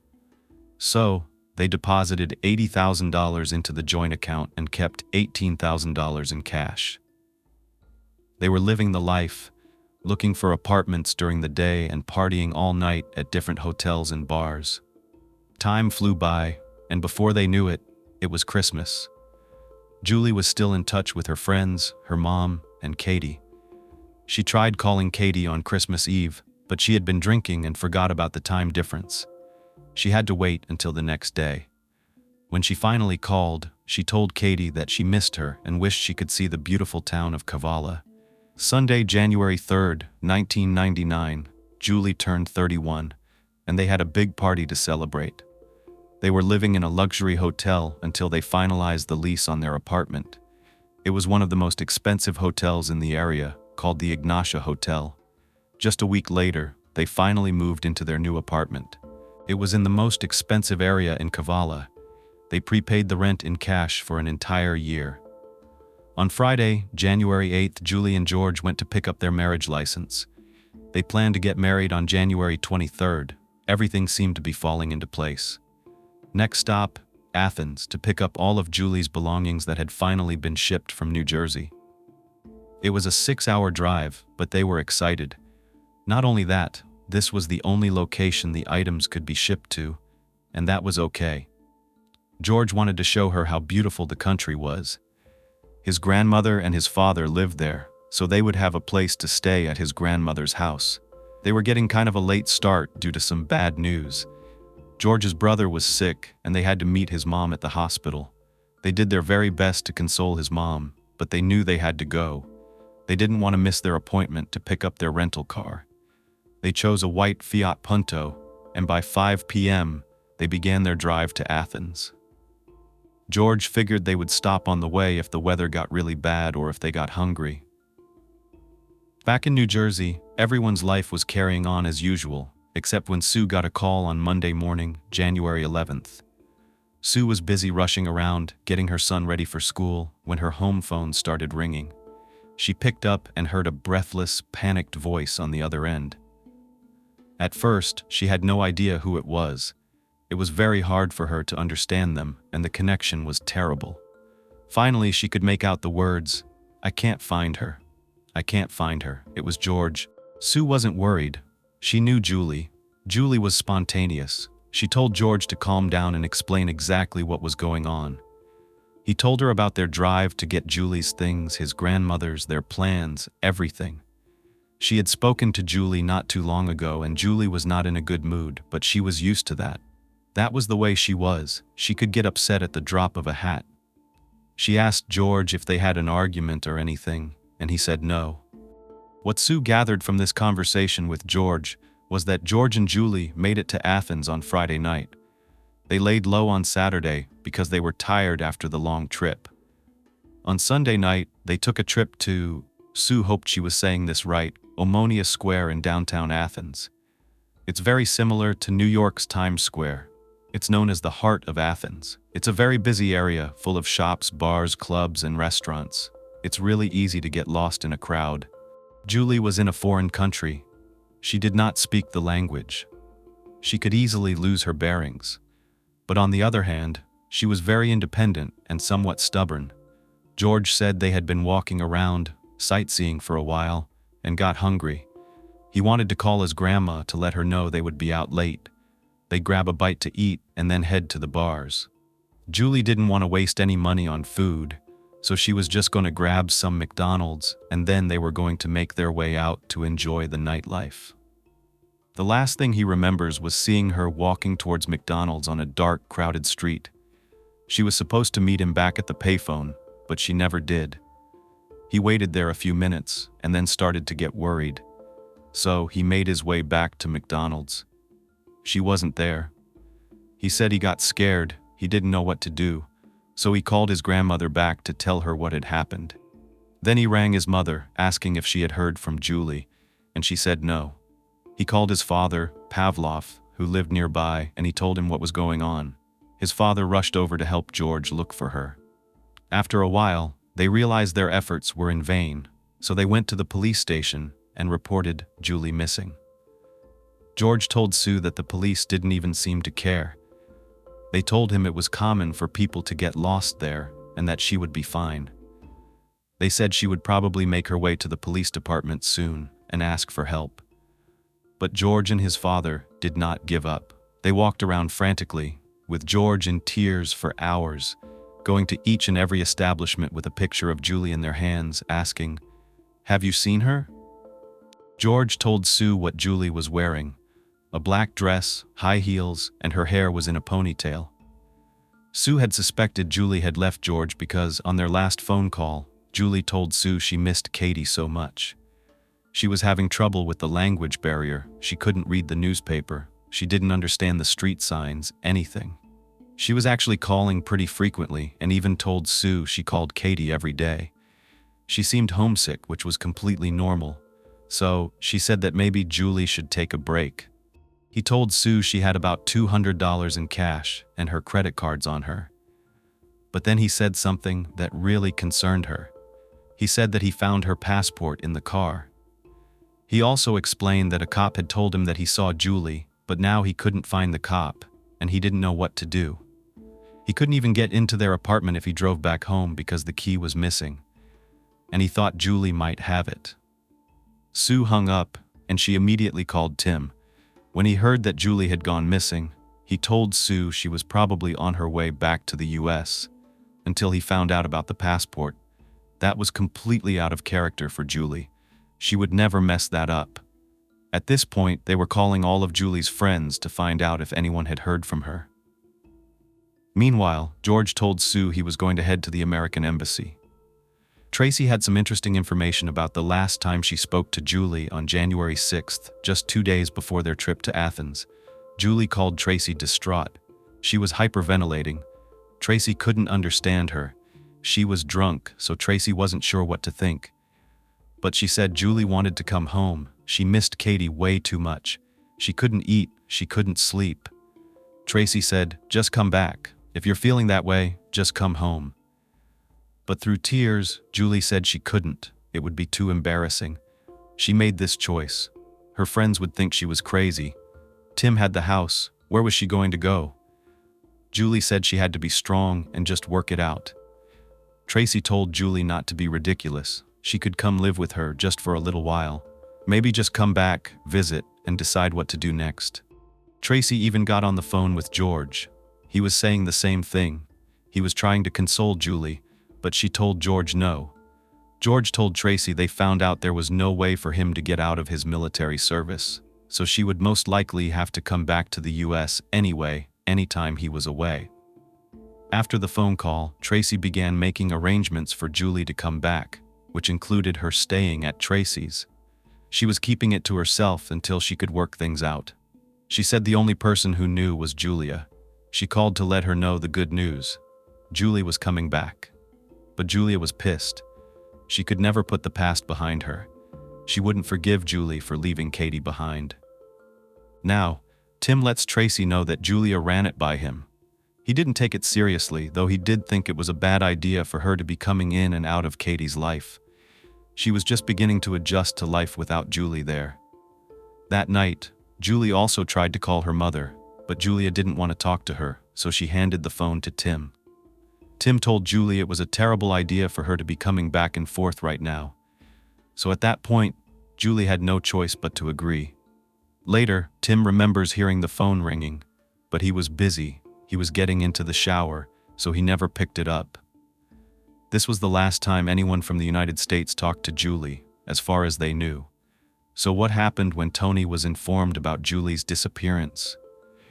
He admitted that Julie had called him on October 7th while George was visiting.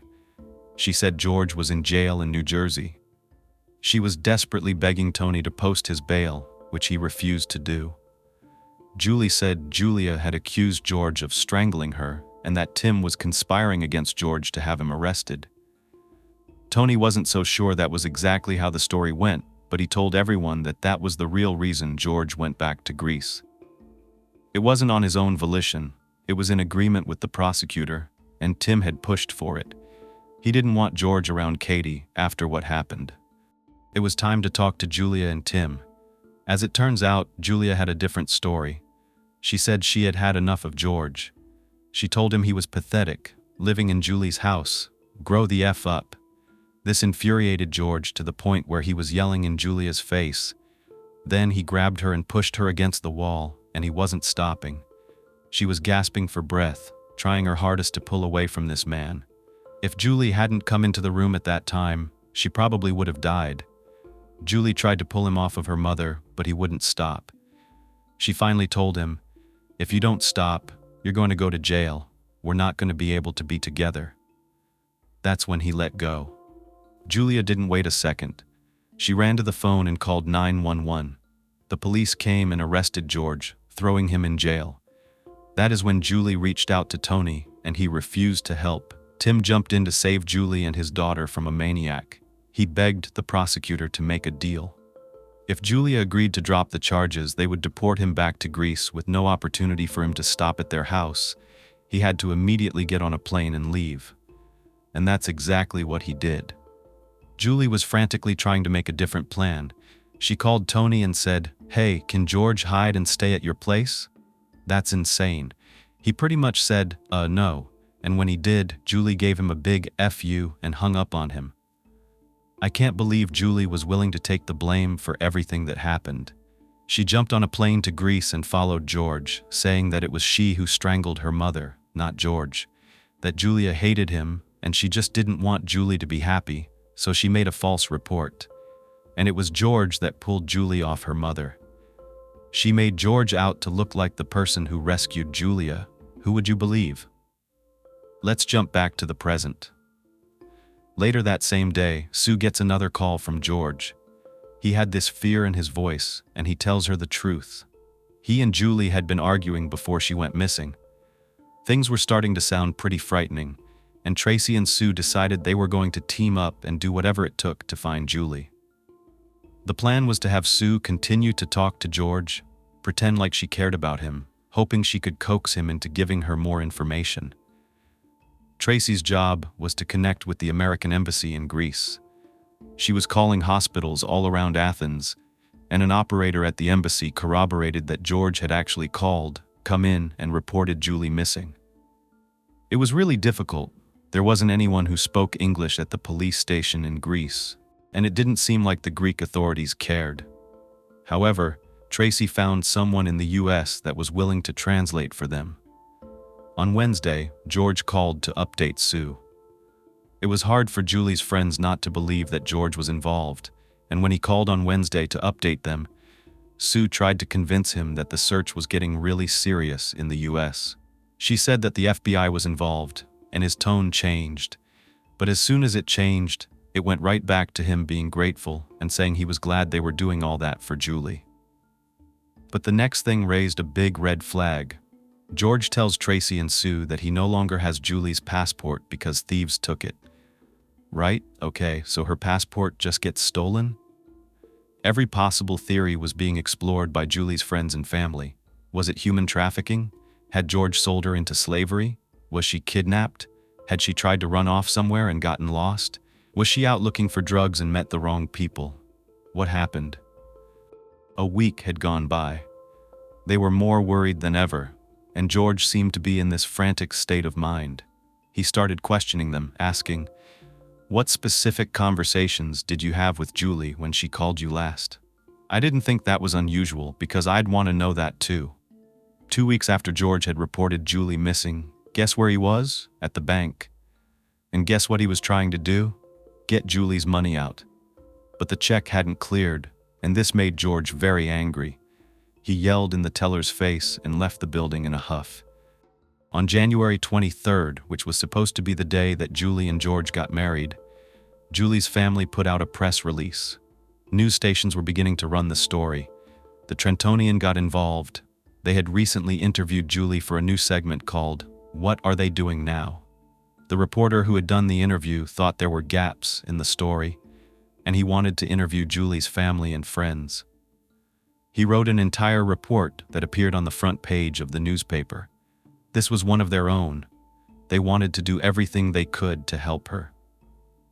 The story was reaching news outlets in Greece, and this set George off. He started bombarding Sue, calling and screaming in her ear, asking why they were trying to pin this on him. insisting he was not guilty. Now, the Greek authorities were finally doing something. George went on TV, telling the same story he had told everybody else. But Julie's family noticed something. He wasn't referring to her by name, he just kept calling her the woman. Who does that? However, he was still cooperating with police. Tim finally told reporters about George's arrest in New Jersey a few months earlier. They interviewed Julia to corroborate the details. Things were really starting to heat up. Time was not on their side. 16 days had gone by since Julie was reported missing. The Greek police took George into an interrogation room, and their chief inspector started to interrogate George. He just stuck to the same story, but it's very hard to outsmart experienced law enforcement agents. After 4 long hours, George confessed that he killed Julie. He insisted it was, in the heat of the moment, that he loved Julie so much. This was not what he intended. Things just got out of control. He was crying, and he was very believable. But it didn't matter because he confessed. Julie was dead. They wanted all the details, and they wanted them now. In a taped confession, George admitted that Julie had never gone missing. He had lied to everyone, even himself. He was even starting to believe in some delusional state of mind that he hadn't done this, but he did. He told the chief inspector the entire story, how they met, how they fell in love, that he felt awful that she cheated on Tim, but the passion for each other was too strong to avoid. He felt even worse that she was willing to leave Katie behind, but it's what Julie wanted. She told him she needed to escape from Tim, and that made George feel better.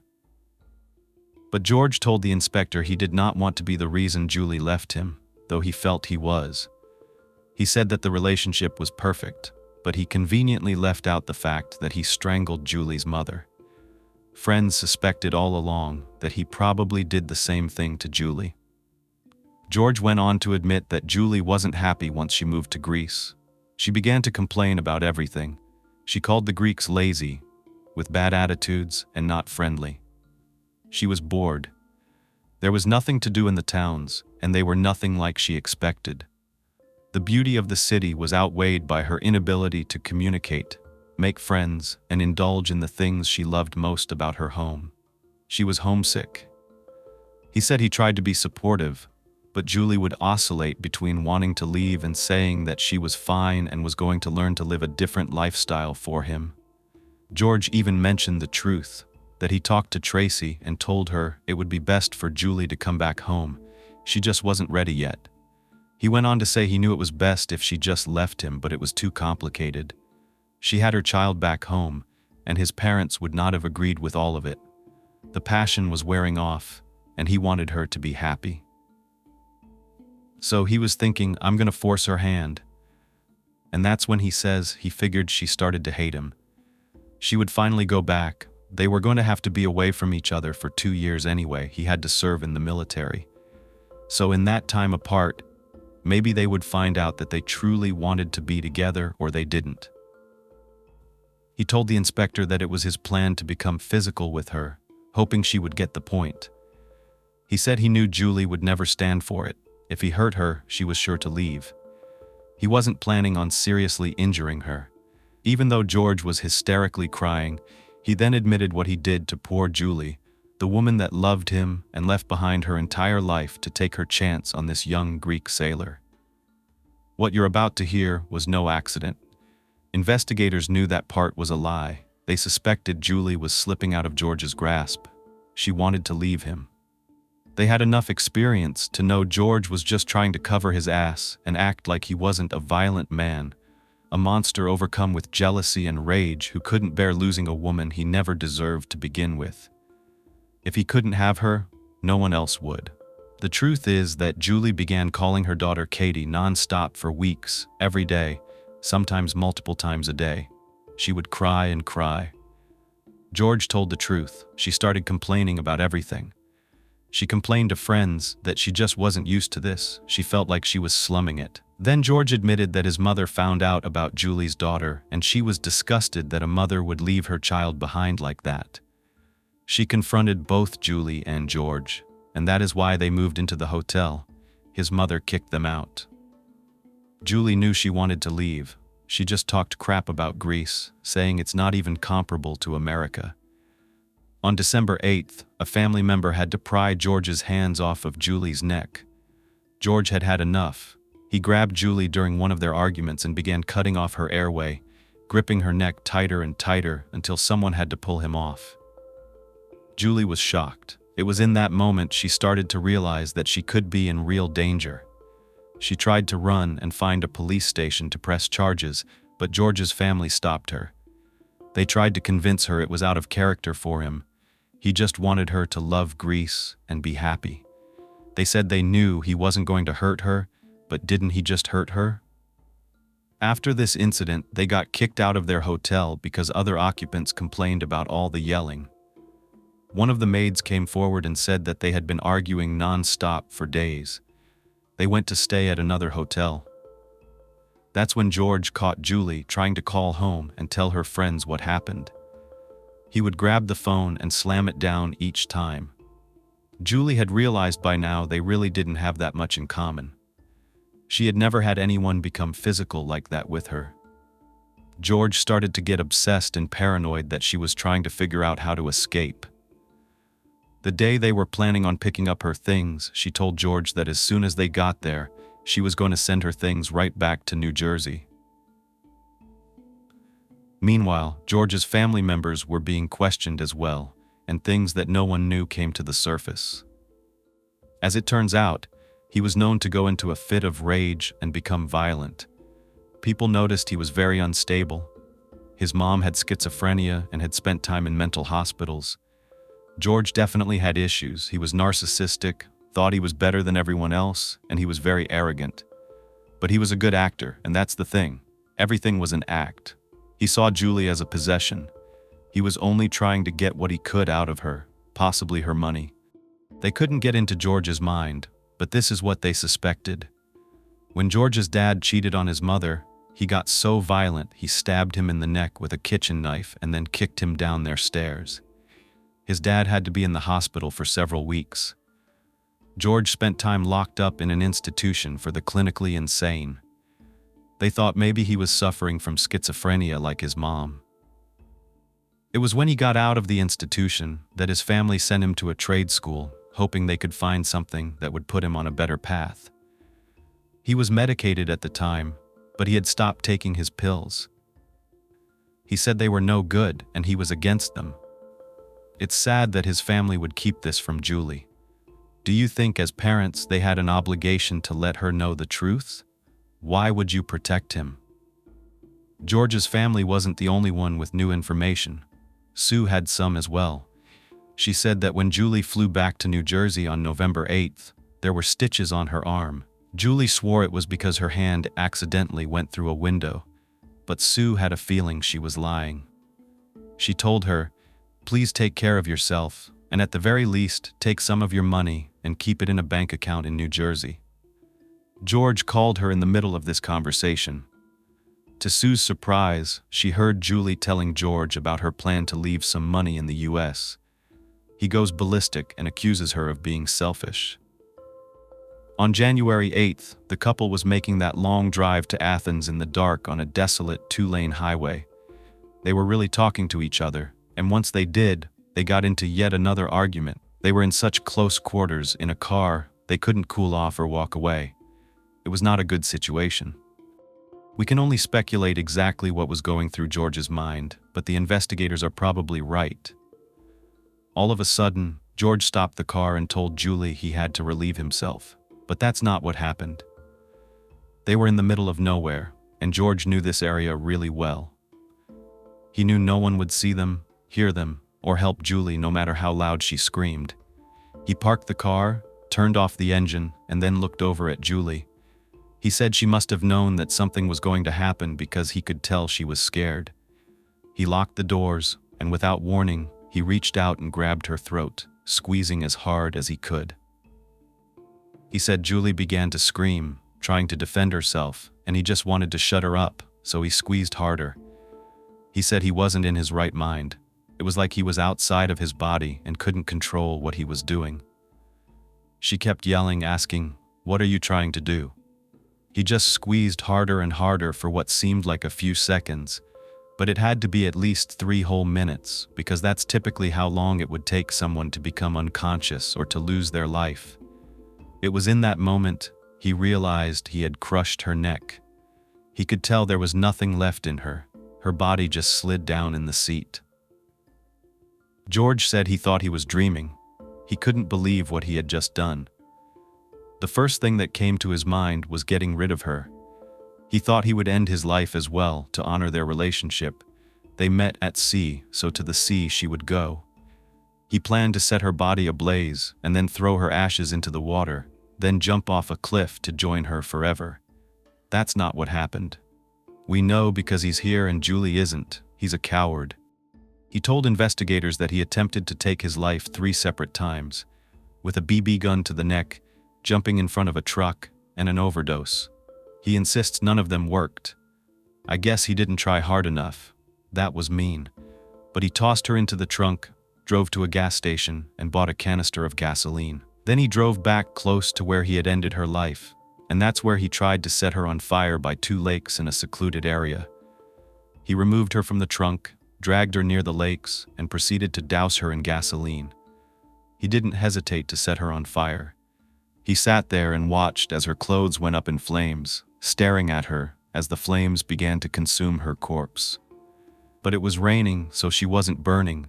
The fire wouldn't stay lit no matter what he did. He just kept pouring gasoline over her, and she refused to burn. At that point, he thought maybe he should just stop and throw her in the lake instead, but he panicked and threw her back in the trunk. He raced to his grandmother's house, and luckily she wasn't home. He grabbed a big suitcase and drove right back to the lakes. It was midnight, and George no longer saw Julie as a human being. She was just something he needed to discard. Rigor mortis hadn't completely set in, so he could move her limbs, though they were charred from the thighs up. There was a problem. He could not get her entire body to fit in a rigid plastic suitcase. Her head kept sticking out. He sat there thinking of a solution. How was he going to get rid of her? He had to get rid of the head. It's disgusting. This is a little girl's mom. She's a friend. She's a beautiful person. No matter what mistakes people think she made, no one like Julie deserves something like this. Some people may say people like George deserve this evil, but not Julie. He knew there was a hacksaw at his grandmother's house, so he dragged her back to the car and threw her into the trunk once again. He went all the way back to his grandmother's, got the saw, and drove back to the lake. It was close to 3 o'clock in the morning when he removed her once again, placing her on a garbage bag and proceeding to get to work on her head. He penetrated where the neck meets the collarbone. Once he was finished, he looked down to see that he was covered from head to toe in blood. I wonder if he washed himself in the lake. But he had finally completed his mission. But this next part is what I question the most, and it's the part that haunts me. This sicko picks up her head by her hair to look at her face to face for one last time. His face was the last face that Julie saw before her life was stolen from her, and the same face was the last to stare back at her blank eyes. Even after all the things that George had just done to her, he said that she still looked gorgeous. He just looked at her, not realizing this could be real. But when he looked at her face, he could see that last look of horror, and he knew what he did. George was not going to release Julie and let her rest until his lips met hers one last time. And while he was still holding her by the hair, he kissed her. This absolutely grossed me out. Her body was finally able to fit inside the suitcase. Once he stuffed it in, he threw it into the lake and stared at it as it disappeared under the water. George had to make sure that he was the last person to look at Julie's beautiful face. He didn't throw that in the lake. He set it down and burned it until only a charred ball was left. He tossed what was left of her inside the trunk and drove back to Kavala. He said one last goodbye to her before tossing her head into the sea. All that other stuff was a lie, and he didn't report Julie missing until a couple of days had already passed. He drove all the way back to Kavala and stayed holed up in their apartment. Then he made the 400-mile trek back to Athens just to set up his alibi. Julie never got to see the pretty lights of Ammonia Square. Tim was notified of George's confession that evening, and he did not want Julie's mom to know. He needed to find out what the hell was happening, and it was so hard being so far away. The news would get out soon enough, and there was no way this horrendous act was going to be a secret for long. Tim had to tell Julie's friends before they read the horrific, and I mean horrific, headlines. Julia had known all along that Julie was dead, and when Tim began to tell her, she screamed, "He killed her!" She told Tim that she had warned Julie, but Julie just said she was paranoid. 19 days, a whole 19 days, had passed as Julie's body lay hidden beneath the murky water of that lake. George agreed to lead authorities to where she was, and it took divers 2 hours to locate the suitcase containing her remains below 5 feet of water. I'm not going to tell you what they found when they opened that suitcase. You can use your imagination, but it shocked even the most seasoned detectives. George was immediately taken into custody, and Julie's family was notified of the discovery. Julia heard the devastating news on TV and was in complete disbelief. Julia asked how someone could do that. He was supposed to love her. What kind of love is that? They had to do whatever it took to shield Katie. She couldn't know. Her innocence would be robbed from her. She was only 3, and there was no way she would be able to understand, so they had to be strong and keep things quiet at home. But it was really hard because the media gathered right outside their house, day and night.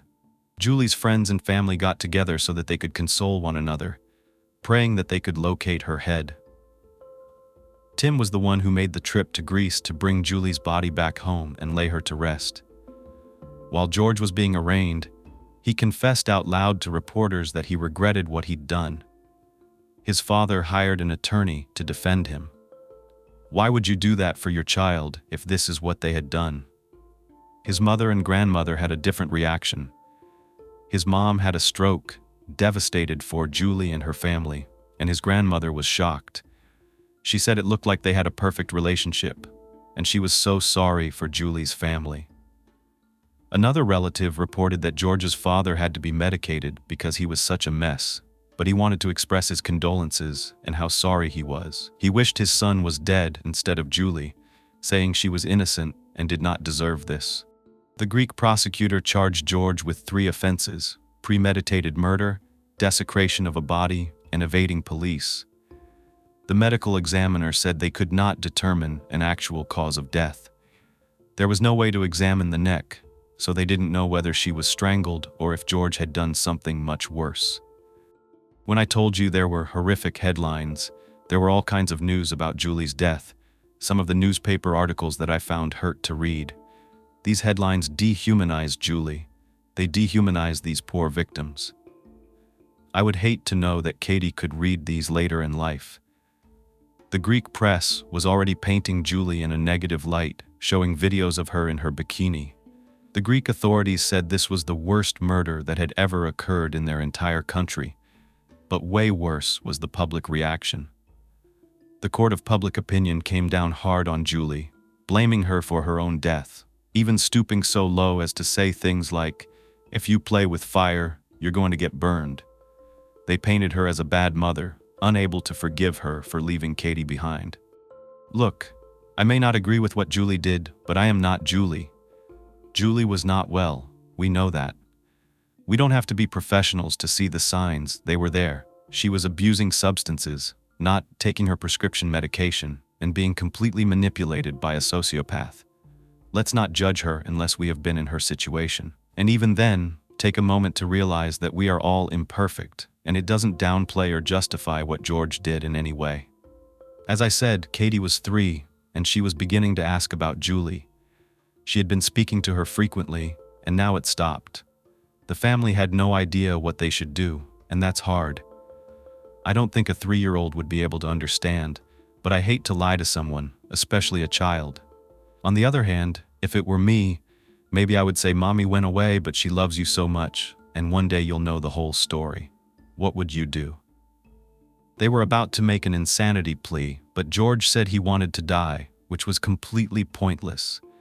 Because Greece didn't have a death penalty, by February 22nd, the Greek authorities had released Julie's body to Tim. But he never got the chance to confront George, and that was okay because the most important thing was getting Julie back home. What Julie's friends didn't want was for Katie to grow up only knowing the bad things that happened to her mother. So they started a journal for her and asked everyone who knew Julie to write about things they loved about her, memories that they could share. And they gave that to Tim to give to Katie. Tim was the source of strength for everyone.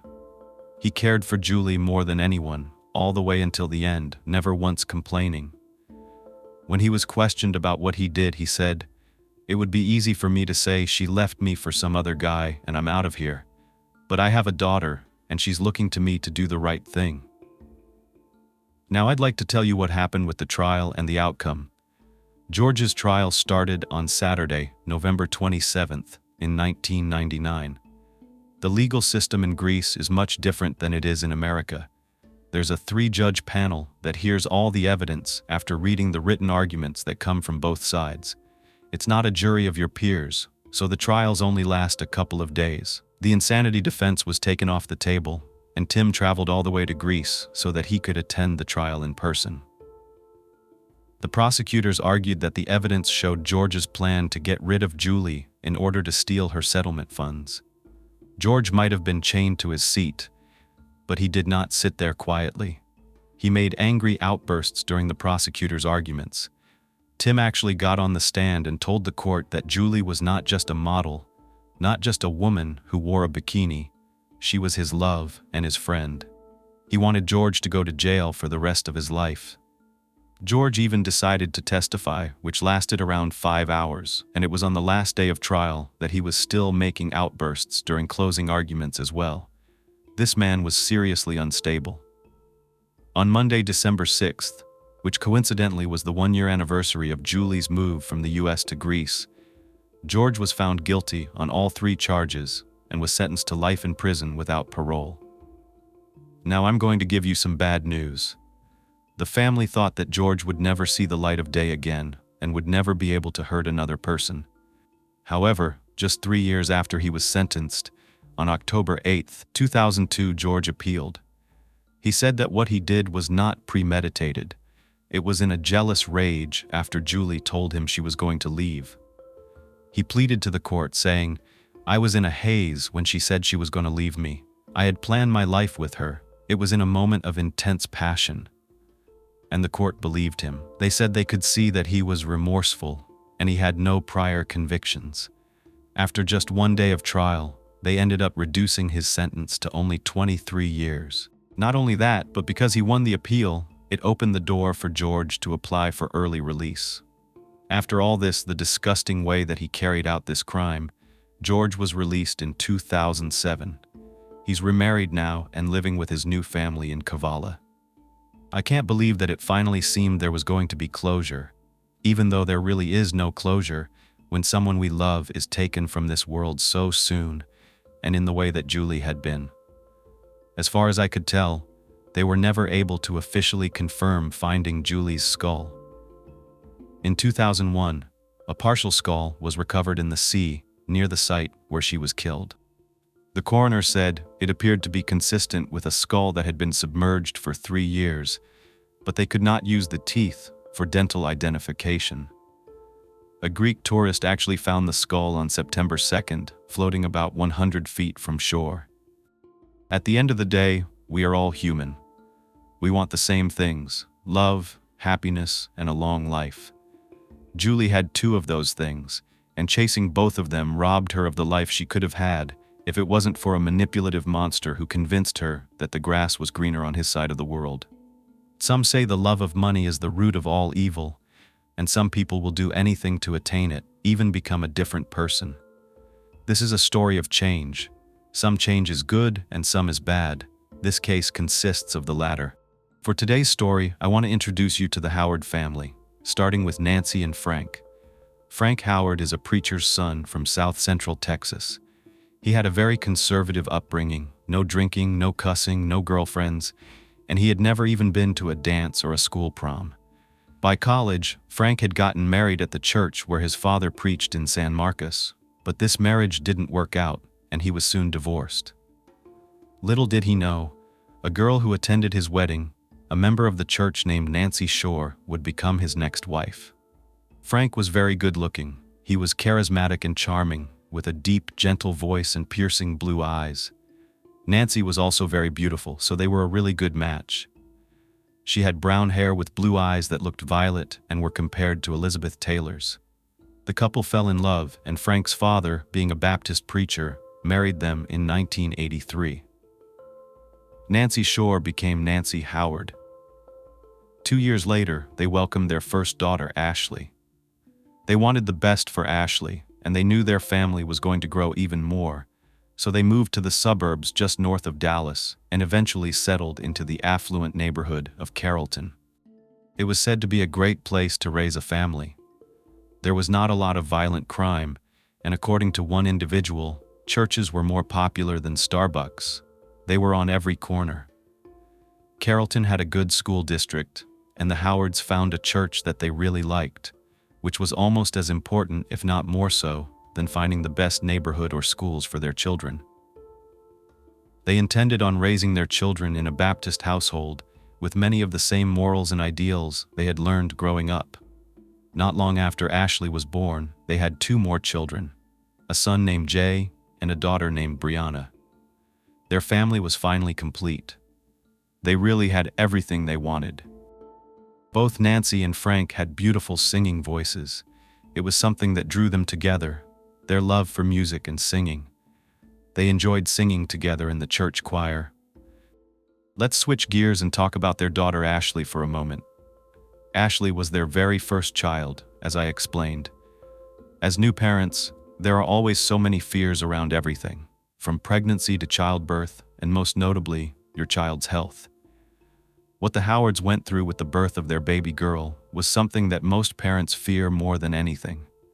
Ashley almost died. They could not hold her for a few days. She was in the NICU, and it was really uncertain whether she would survive, which I find to be terrifying as a mother. She pulled through, and the experience strengthened the bond between Frank and Nancy. They had a great marriage. Frank truly was a devoted husband and father, and his Baptist upbringing had a lot to do with that. When you answer to God and not just a wife and family, you're held to this higher standard. Sometimes, this makes for better relationships when you feel as though God is watching your every move. As a whole family, the Howards were very close, probably closer than most families. They were referred to as the Cleavers all the time. If you don't know who the Cleavers are, they were the family in the show Leave It to Beaver, which was on TV between 1957 and 1963. The Cleavers lived in a suburban neighborhood in a 2-story house with a white picket fence. They exemplified the ideal suburban family of the mid-20th century. The father, Ward, was a white-collar professional, and the mother, June, was a housewife. I think you get the picture, the typical all-American family. Back to the Howards, they were a very close family. They did everything together. They'd have game nights, the kids did art, music lessons, theater, and lots of enriching extracurricular activities. Frank even coached the soccer team that his son was on, and the family went to every game. They also hosted one of the church's youth groups at their home. They were a very busy family. Nancy not only kept the household running by doing the majority of the cooking and cleaning for more than 20 years, but she also made sure that all of her children made it to school every day on time and to their extracurricular activities as well. She served on the PTA and volunteered on most of the school field trips. Frank was an accountant at a small firm in Addison, Texas, and Nancy was a stay-at-home mom, or as she liked to refer to it, a domestic engineer, which I found to be kind of cute. Frank was responsible for financially supporting his family, but as a Christian, he had old-fashioned ideals. He was proud of being the breadwinner. It made him happy that he could provide for his family the way that he did, and he did not spare any expense in making Nancy happy. For example, for her 40th birthday, and mine's coming up in just about a month, which is crazy, he surprised her with a week-long trip without the kids on a cruise to Alaska. He planned everything himself, even organizing the kids to stay with Nancy's mom. The trip was absolutely amazing. A very memorable trip for sure. While they were there, Nancy saw this beautiful ring in a little boutique and thought it was out of their price range. But then Frank noticed how much she was admiring it, so he went back and purchased it anyway. That's just the way this couple was. Then, in the summer of 2008, Frank surprised the entire family, even his parents, with a trip to the Olympics in Beijing. The family was blown away. Frank had been saving for months and organizing everything. As you can see, the Howards were living their best lives. The family was also very charitable. They took mission trips to help the less fortunate in third world countries. One summer, Nancy and Brianna took a trip to Africa with friends from their church, where they helped care for and love orphans who had lost their parents to AIDS. They taught the children about Jesus through songs, and the kids were so appreciative. Nancy felt like she had a purpose. Of course, no family or person is perfect, and Nancy struggled with depression. She also dealt with chronic pain from fibromyalgia, while Frank had battled prostate cancer at one point. These challenges, however, only made them stronger. It was 2009, and the kids were now teens. It would only be a couple of years before all of them were out of the house. Over the years, Frank's career had become more and more successful, making the Howards very financially fortunate. There wasn't much they couldn't do or have, and they were about to get even more wealthy. Frank was a really hard worker and very good at his job, and it wasn't long before his services were in demand with more and more high-profile clients. As 2009 was coming to an end, Frank had an announcement to make. He had landed a new client, Richard Rayleigh. Richard had become a multi-millionaire during the war in Iraq by supplying ice and other items to troops through the Defense Department. These were major financial contracts, and Richard was looking for someone to help him scale his company, hopefully bringing in millions more by doing business in Kuwait. He offered Frank a very lucrative salary, plus his own office in Grapevine, Texas. Oh, and a private jet he could use anytime he wanted. It was a deal that Frank just couldn't pass up. The only downside was that Frank had to travel for this position. It would be life-changing in more ways than they expected because it wasn't long before the position evolved. Richard put Frank into the role of Chief Financial Officer. This position came with a substantial raise, but it also brought a lot of responsibilities. Nancy always shared in her husband's accomplishments and success, but she was feeling a little bit left out. This was the same year their youngest child left home. They were now empty nesters. Frank had his work to fill the void, but Nancy did not. When he was gone, she wasn't used to being completely alone. You feel vulnerable, you feel lonely. It's hard for anyone who's used to living with someone to be alone. And it all happened at once. The kids went off to live their adult lives, and Frank found a lot of fulfillment in his new career. It's difficult when your partner is preoccupied, working hard, and being away, while you don't have what you might call a purpose in life. The trips became more and more frequent, and Nancy was frustrated because she couldn't even make plans to do anything special with Frank during the time he was home because there was no real schedule. Sometimes he had to leave without a moment's notice. Nancy, who was used to planning things for the family, being organized, and of course having her husband's attention, was upset. One night, she even threw a calendar at Frank while trying to plan a weekend with him. It just seemed impossible. Nancy was still a grateful person, even though it was hard on her. She learned how to live without Frank being around as much. Nancy immersed herself in her church life and spent time with good friends to fill the time between Frank's trips. However, when Frank did have an extended amount of time off, he always spent it with Nancy. One of their favorite things to do was to go to concerts to see their favorite band, Chicago. Another time, they even took dance classes together. Nancy and Frank really knew how to keep the magic alive in their relationship, and Frank tried very hard to remind Nancy how important she was. Then something happened that really tested their marriage. On one trip home, Frank had a routine medical checkup, and it turned out he had prostate cancer. Frank had to undergo 80 sessions of radiation, which meant he needed to stay home in Texas. He had to be in the hospital 5 days a week for a few months. Nancy was determined to be Frank's rock. For better or for worse, she was going to stand by him. Nancy and Frank once again began to bond. especially since Frank now had a newfound respect and understanding of Nancy's battle with chronic pain over the years. As soon as he was well again, Frank resumed his work-related obligations. When he was away, they maintained their bond by reading devotionals with scripture and prayers together every morning, either on the phone or by text.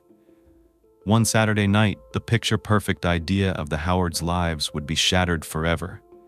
And that's the story I'm really going to be telling you here. It isn't typical for there to be heavy rain in Dallas during the hot summer days, but on August 18th, 2012, that's exactly what the weather was like. A prologue to the storm that the Howards would have to weather.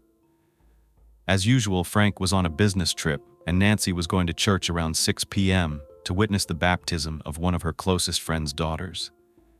After the ceremony and the celebration with friends, Nancy got into her dark blue Buick to drive home around 7:30. She typically didn't make dinner when she was by herself, so she stopped to get takeout at a Taco Bueno restaurant.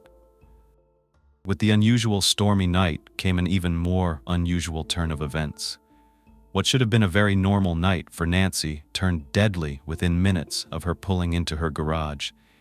Nancy got out of her car, as she'd probably done thousands of times, and proceeded to walk toward the door that led into their home. Before she had a chance to realize what was going on, she was grabbed from behind by a strong, forceful arm wrapped around her neck in a chokehold. Absolutely terrifying. Then she heard a deep voice demanding that she hand over her purse. Stunned by what was happening in her safe neighborhood, in her own garage, she believed for a second that it could be a prank. Of course, you'd want to believe anything other than that someone was there to harm you. But this wasn't a joke, and Nancy soon realized she was probably not going to survive this encounter. The man thrust his arm around her neck and spun her around to face him. She didn't recognize him. He was a stocky, muscular man dressed in all black clothing with a baseball cap and black-rimmed glasses. But that's not all. Nancy could see the steel barrel of a firearm in his hand as he raised it parallel to her head. She didn't see a look of pity or remorse for what he was doing. He looked determined to do what he came there for. She was staring down the barrel as he once again demanded that she give him her purse. This time he said it more aggressively, and of course at point-blank range he screamed, "Give me your purse now." Nancy couldn't think, she couldn't move. She was in complete shock, and in her confused mental state, she accidentally took the bag of tacos and thrust it against his chest, thinking it was her purse. She yelled, "Jesus, save me!" This was a mistake. The man pulled the trigger without hesitation, and the bullet entered above her left eye. "I can't fathom this. I wouldn't know what to do if this happened to me. It happened so fast. Within minutes, so many lives changed in the blink of an eye." The force of the impact threw Nancy back, and she landed with her body lying across the cold concrete floor. When she came to, all she could think about was that she had been shot and she thought she was going to die. She didn't know how long she'd been lying there, but it didn't matter. What mattered was that she was still alive, though she didn't know how much time she had left. She tried to move to get help. She heard a voice in her head, and it kept telling her, "Get up." She tried to stand with all the strength left in her body, but she couldn't. She fell face down onto the hard concrete floor again. Every single time she attempted to get stable footing, she slipped on a thick, warm liquid, which she looked down and realized was coming from her wound. So much blood, it was even coming from her mouth along with other things. Unreal. Somehow, she crawled to her car and was able to open the door. That's when she tried to push the OnStar button. She felt like this was her only hope. It was unbelievable that she made it this far, but the hope she felt when she pressed that button vanished as soon as she realized she needed the key to her car to initiate the call. The key was in her purse, and the purse was with the perpetrator. He could still be there.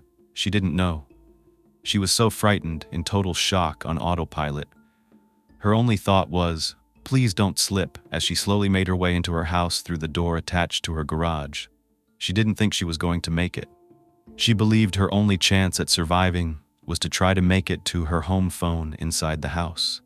The habitual nature in all of us took over her. She stumbled inside and went straight to the security alarm and routinely disarmed it. Muscle memory right there. She wasn't even thinking, just acting, determined to make it to that home phone. Once she achieved that objective, it gave her a jolt of energy to keep going. As she made her way into a nearby bathroom to grab a towel for her head, she caught a glimpse of herself in the mirror. She didn't recognize the person staring back at her. All the red stains from her head down to her beautiful purple shirt, which was her favorite color. That's all she could see as she continued to create a trail in spatters wherever she went. She still needed to move. Finally, she made it to the kitchen, where the phone was. With her unsteady fingers, she was able to dial 911. I cannot believe it. The terror in her voice, the desperation, all alone and not knowing if these would be her last few minutes on Earth. I felt so bad for Nancy, this poor soul. No one like her deserves this. Somehow, while gasping for breath through gurgling as this warm liquid filled the back of her throat, she was able to relay to the dispatcher what happened. Help was on the way, but how much would they be able to help her? Time was ticking by so slowly as the life drained out of her body. Arrived, they had their weapons drawn, and this absolutely terrified Nancy. The recent memories flashed in front of her eyes, and for a moment, she believed she was back in the garage being confronted by this evil man who hurt her. The dispatcher reassured her it was going to be okay. They were there to help. Nancy hardly had any life left inside her. She had to give up and give in to the professionals who were there to save her. Everything from here on out is a blur. They placed her on a gurney, got her into the ambulance, and rushed her to Parkland Hospital. The only thing she remembered is a blood-curdling scream that escaped her lips when the EMTs were using something to save her, and they pierced the inside of her toe, like in between two toes, I think. And that's, ow, that would hurt. Two things were happening now. Police were investigating the crime that happened at the Howards' residence, while doctors tried to save Nancy's life. From what Nancy said in the 911 call, police knew that the suspect was a white male wearing a black hat and looked like he was in his 20s. Who would do this and why? It was a very affluent neighborhood that could be the target of robberies. Plus, Nancy had a soft spot for people in need. She was the type of person that some could say was overly trusting. She believed in God and that He would protect her, and that she was doing God's work. She would routinely stop to help the homeless, give hitchhikers rides, and even open her own door for a stranger if they were in need. As a matter of fact, a couple of months before she was attacked, someone came to her door, and they were desperate. They were asking her for a place to stay and possibly some money for a hotel room because their car broke down, supposedly. Nancy had such a kind spirit. She told them that she would help them find a hotel room. She could definitely be a little naive, not thinking that anything bad would ever happen. But it did. She just tried to see the good in everyone, and this could have been her downfall. There may have been someone watching her, someone waiting, someone who knew that Nancy would be alone. Who knows what their intentions were? Meanwhile, at the hospital, Nancy was struggling to breathe. Her vital signs were also starting to slip. They needed to get in touch with her family before it was too late. Coincidentally, one of the police officers was a friend of the Howard family. They went to church together. He called their pastor, who was able to notify many of Nancy's friends and family members with the horrible news. When her family called the hospital to get information about her condition, they were not allowed to be told any details. In criminal cases, hospitals are not legally able to divulge any information about their patients if they're admitted as a result of an unlawful act. Victims of violent crimes are even admitted under an alias, and Nancy was. This must have been so frustrating for her loved ones, who were now rushing to be by her side. They didn't know what to expect. Nancy's oldest daughter, Ashley, was dumbfounded. She did not think this was real because she thought they must have been mistaken. It was someone, maybe, with the same name, because there's no way that her mother could have been shot. She just kept saying, "She's not the type of lady that's going to get shot." She couldn't understand where her mom could have been for this to happen. Ashley immediately tried to get in touch with her father. However, he didn't answer her right away. Frank had been at a casino in South Lake Tahoe, California, gambling, and Ashley was trying to get a hold of him. At the same time, he took a break at one point and noticed that he had missed a call from her, so he stepped outside to call her back. It was then that he learned about what happened to his wife of almost 30 years. Frank was in total shock. When he heard the news, he couldn't breathe, he couldn't speak. He was hysterical. He told Ashley he was going to race to the airport to get a flight home, but she was concerned about him driving himself in such a panic. So she asked him if there was anyone there that could help him get there. It was probably a good thing that he struggled to find a flight that night, because it seems like he needed to take a breather. And he ended up having to catch a flight the next morning at 6 a.m. When he arrived back in Dallas, Ashley picked him up at the airport and then they headed to the hospital to see Nancy. Frank looked horrible. By the time he got to the hospital, he could barely walk. At one point, Ashley, she's walking ahead of him, and she hears a crash. She looks back, and Frank had collapsed to the ground. With assistance, Frank was able to sit at Nancy's bedside. As he sat there, he would get startled every time one of the monitors would beep. Doctors were finally about to explain Nancy's condition to her family. The projectile went through her head and down her body, embedding itself in one of her lungs. Wow, that's unbelievable. She had severe damage to her left eye and her head, as well as her throat and hard palate. She would need to go through intensive surgery right away and then remain in the ICU. Nancy was very lucky because she escaped without serious brain damage. However, nothing was guaranteed at this point. Nancy was highly medicated. Things would have been a complete blur. They did neurological tests on her practically every hour on the hour, and Nancy had this breathing tube down her throat.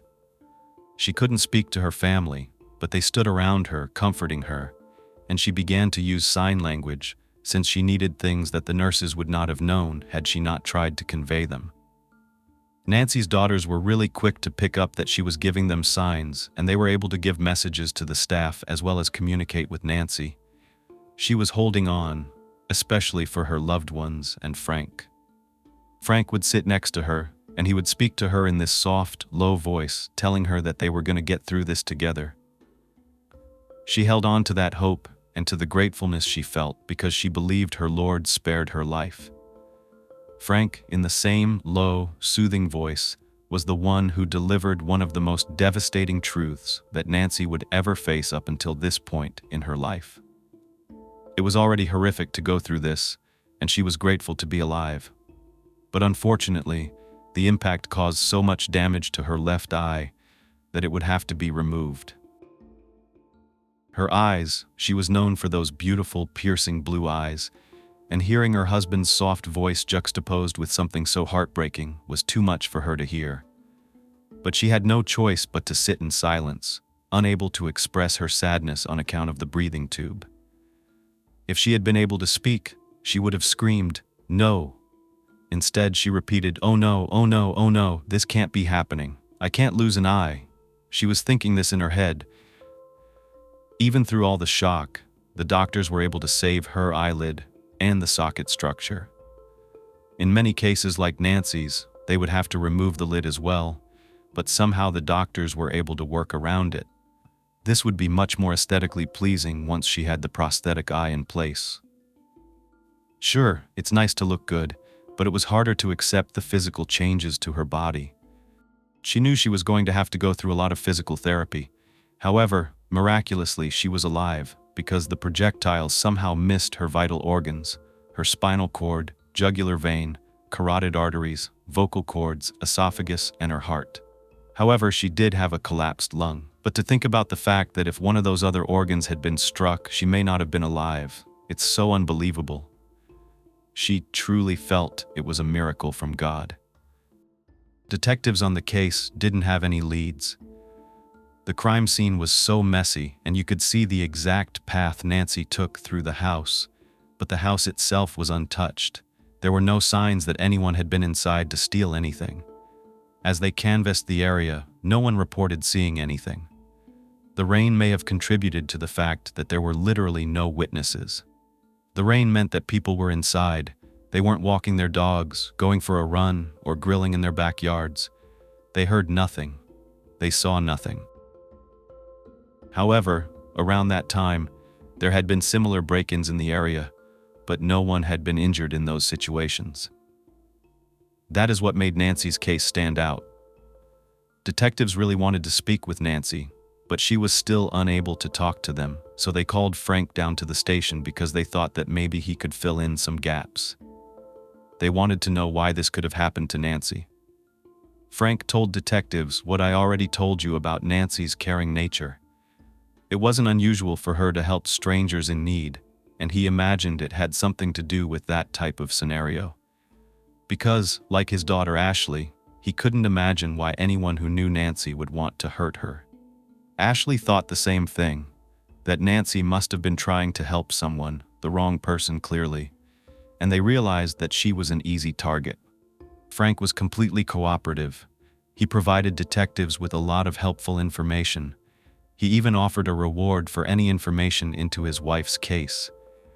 They always look into the people closest to the victim. So, of course, all of Nancy's immediate friends and family members were interviewed. Now, there was a secret that Frank was keeping. He didn't think that it would help Nancy's case in any way. He figured it was irrelevant, so he kept quiet. Besides, he wasn't asked about it. However, he willingly let the police take his phone to run a data analysis, and they soon found out that Frank wasn't the loyal husband that everyone thought he was.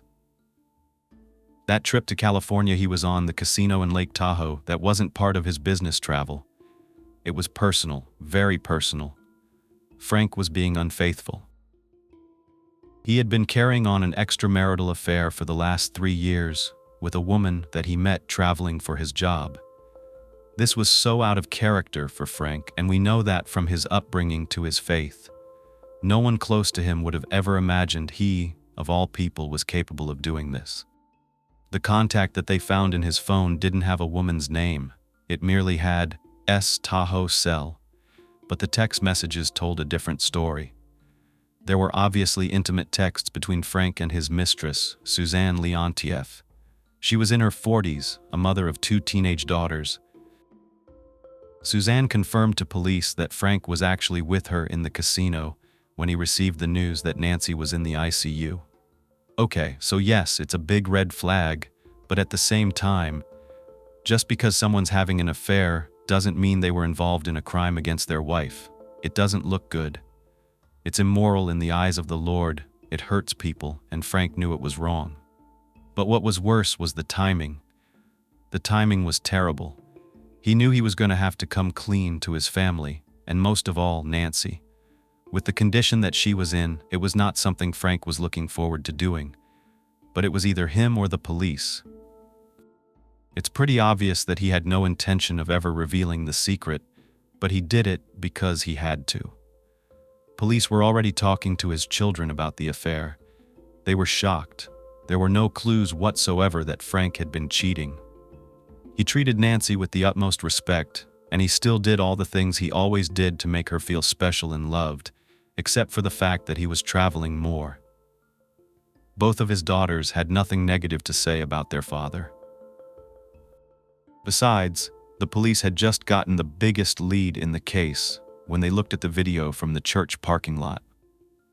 Nonetheless, Frank still had to break the news about his affair to his wife of almost 30 years. The only problem was that no one was allowed to see Nancy because of the pending criminal investigation, so Frank's only choice was to tell her over the phone.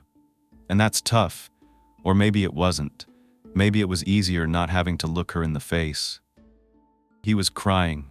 He could barely speak. He was so regretful, especially with everything that was going on with her.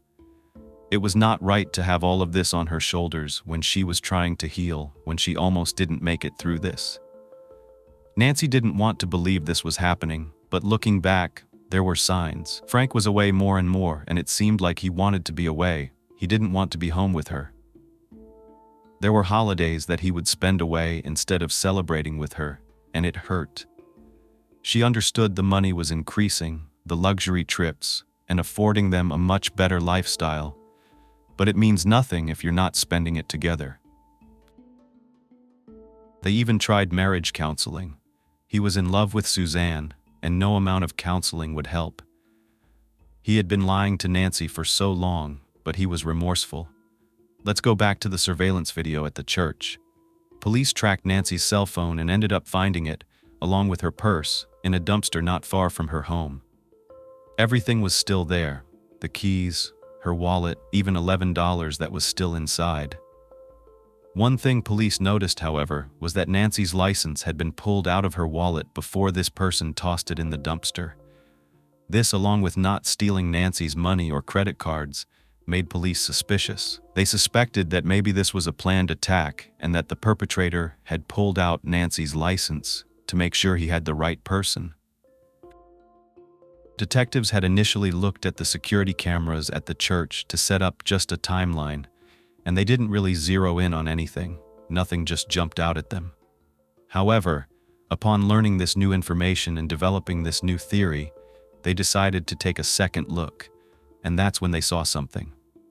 As Nancy's car is seen pulling into the parking lot that evening, a silver car right here pulls in behind her. Nancy drove around and parked on the south side of the church. This silver car followed and parked just a few spaces away from her. Not long after Nancy entered the church, the silver car is seen leaving the church. The license plate, unfortunately, wasn't visible on the security footage, but police could tell there were two men in the vehicle. The car eventually returns to the parking lot just before the service ended. The driver of the car exits, and he can be seen on this security footage as he enters the church to go to the bathroom. So weird, he's wearing a hat, he has like a hoodie on, it's pulled down, and he's partially covering his face. He eventually walks back outside, gets into the silver vehicle, and drives away. When I say drives away, you'll see that Nancy left the church service and gets into her car, and the silver car leaves by following behind her. To police, this made it crystal clear that Nancy had been targeted. Not only that, another police officer ended up telling them about a traffic stop that they had a month earlier, and it now seems significant given their new theory. This officer had pulled over a Honda Accord in the early morning hours about a mile away from Nancy's home. The driver was a 19-year-old named Dustin Hirams. He told police officers that he had been trying to find his uncle's house and had been driving in circles for hours, I think he said 4 hours. Hours, to me, that seems really suspicious. Here they are in the area where Nancy lived. Could they have been watching her, learning her movements, and targeting her? The man's story kept changing, and it was all over the place. There were two men in the car. They were 100 miles away from their home in East Texas, and police noticed that Dustin seemed to be high on something, possibly meth. It seems really odd that they're that far away from home. Dustin's initial story to police was that he had come there to get money from his uncle, but then he ended up telling them that he was coming to see his stepfather, and then he ended up telling them that his stepfather was in jail and that he was trying to see somebody else, a man named John. He told police that he didn't know John's last name. He simply knew him as John, and he was a family friend. At one point, Dustin, and this is weird, ends up blurting out that he's a hitman and had been hired to kill a woman in Carrollton. Okay, so the detectives just thought this guy is completely high, doesn't know what he's doing, and they didn't think much of it. But they did look into it just in case, but they weren't able to pin anything down. Dustin was arrested that night, but eventually released after a few days. But now this seems extremely relevant. Like, of course, nobody was found dead at that point, so the detectives just thought, okay, this is a random story, but now it's beginning to look like something different. Detectives felt like they were now heading in the right direction, and they wanted to see if Nancy would be able to pick Dustin or the man who was with him out of a photo lineup. But unfortunately, she was unable to identify either one of them. This really didn't bother police. It didn't deter them from going down this road because they had their sights set on finding Dustin and asking him more about this hitman situation that he talked about. Before they could find Dustin to confront him in person, they received a phone call from someone at the Denton County Jail. saying that they had inside knowledge of the shooting of Nancy Howard. This man was Billy Earl Johnson, a career criminal with a very long history of crime. He was currently in jail on drug charges, and he had been in jail on the night that Nancy was hurt. Billy Earl Johnson was from East Texas, and he said that he was the ringleader of a rough gang called the Hee Haw Gang. I'm not lying, I didn't make that up. Most of them were related to him by blood or marriage. East Texas was about 100 miles away, and he lived in a very poor community with a large drug presence, specifically meth. Is this starting to piece anything together? Are the stories starting to merge? Well, this is when the story gets fuzzy and confusing to me. When detectives went to interview Billy, it was clear that he wanted to cut a deal. He told detectives he knew details about the shooting that they didn't know, including the identity of the hitman. Detectives told him that they couldn't go to the district attorney to be able to cut this deal if he didn't at least give them some more information, like they needed. They needed some concrete information. Billy told detectives that in 2009, he was just lying on his couch one day when a man named John called him and told him he heard that he could get a job done for him. This job was taking care of a woman named Nancy Howard. John told Billy that it needed to look like an accident.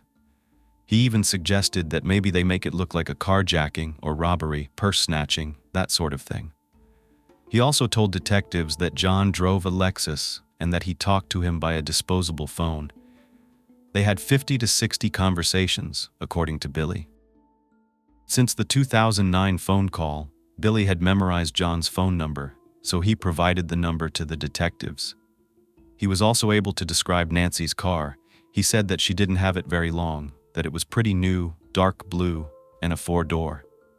Detectives knew that Billy was giving them a lot of information that he shouldn't know, so they were starting to believe him. Billy told detectives that he never intended on following through on John's demand. He just wanted to play John and take him for all he was worth, all the money that he could possibly get from him. Because think about it, you're doing something illegal. It's not like John could go to the police and be like, yeah, so I was trying to get this hit out on this woman, and it didn't happen, so I lost all my money. And this had been going on for 2 years. Dustin, the young guy that had been pulled over, well, that was Billy's stepson, so maybe he was there to talk to his stepdad. After talking to Billy, the police decided to head to East Texas to speak with Dustin. The first night that detectives interviewed Dustin, he was strung out on meth, and he was crying and he was upset, but it was then that he did provide some new details about John. Dustin told the detectives that John wanted Nancy taken care of while she was staying in a hotel in Grapevine. He wanted it to be done with a baseball bat. He gave Dustin a photo of Nancy and details of her schedule, and at one point even suggested that he take care of her when she was scrapbooking with her friends. Dustin also started to lay out to detectives how John would spread his money around, and told them that John had given money to him, Billy, his mother, his grandma, and Billy's other children, trying to get someone to get this job done for him. John gave him $24,000 to carry the hit out at one point, which Dustin just immediately spent on meth, and he even gave some of it away. Then, he told detectives that at one point he had $8,000 just laying on his car hood, and it blew off in a church parking lot. He didn't even chase it down, he just left because he knew that he would get even more money from John if he needed it. It was thought that there were about 12 people in East Texas that were aware of this plot against Nancy, one of them being a man named Charlie. Charlie was Billy's former bodyguard. Charlie said that sometimes John would wire money, and other times he would meet up at a restaurant or a gas station, and he would hand over packages of cash, continuing to encourage them to get the job done. But here's what I'm thinking. If someone already gives you the cash, why would you go commit the crime? Wouldn't it be the other way around? Like maybe you plan on giving them more once the job was done? Charlie said that every single time the hit didn't happen, John would call Billy up and want to know what happened, and then Billy would give these crazy excuses like, that he had a brain tumor, or that he was having seizures, or that he had done too many drugs. And every single time, John would just believe it, or it seemed like he would. Billy spent John's money on everything from motorcycles to cars, things for his children, his mother, multiple four-wheelers and go-karts, and a boat, and so much more. One member of the East Texas gang was even savvy enough to get a picture of John during one of their meetings one day. Oh, so careless of John. When detectives were looking at this picture, they were shocked because they recognized the man in the photo. You can probably guess it was Frank, Nancy's husband. What? This whole time, the John that the East Texas gang had been referring to was John Franklin Howard, or Frank as we know him. His first name is John, but he had always gone by his middle name. 8 days after police were at Nancy's house responding to the 911 call, they were back at her residence, this time with a warrant. They arrested Frank Howard for solicitation of murder. Frank said he initially didn't want to hire a lawyer because he didn't think you needed a lawyer unless you were guilty, but his daughters insisted he get one. So he did. That summer of 2009, after Frank had taken that new position with Richard, Nancy went with her daughter Brianna on a mission trip to Africa so that she could spend some time with her before she went to college out of state.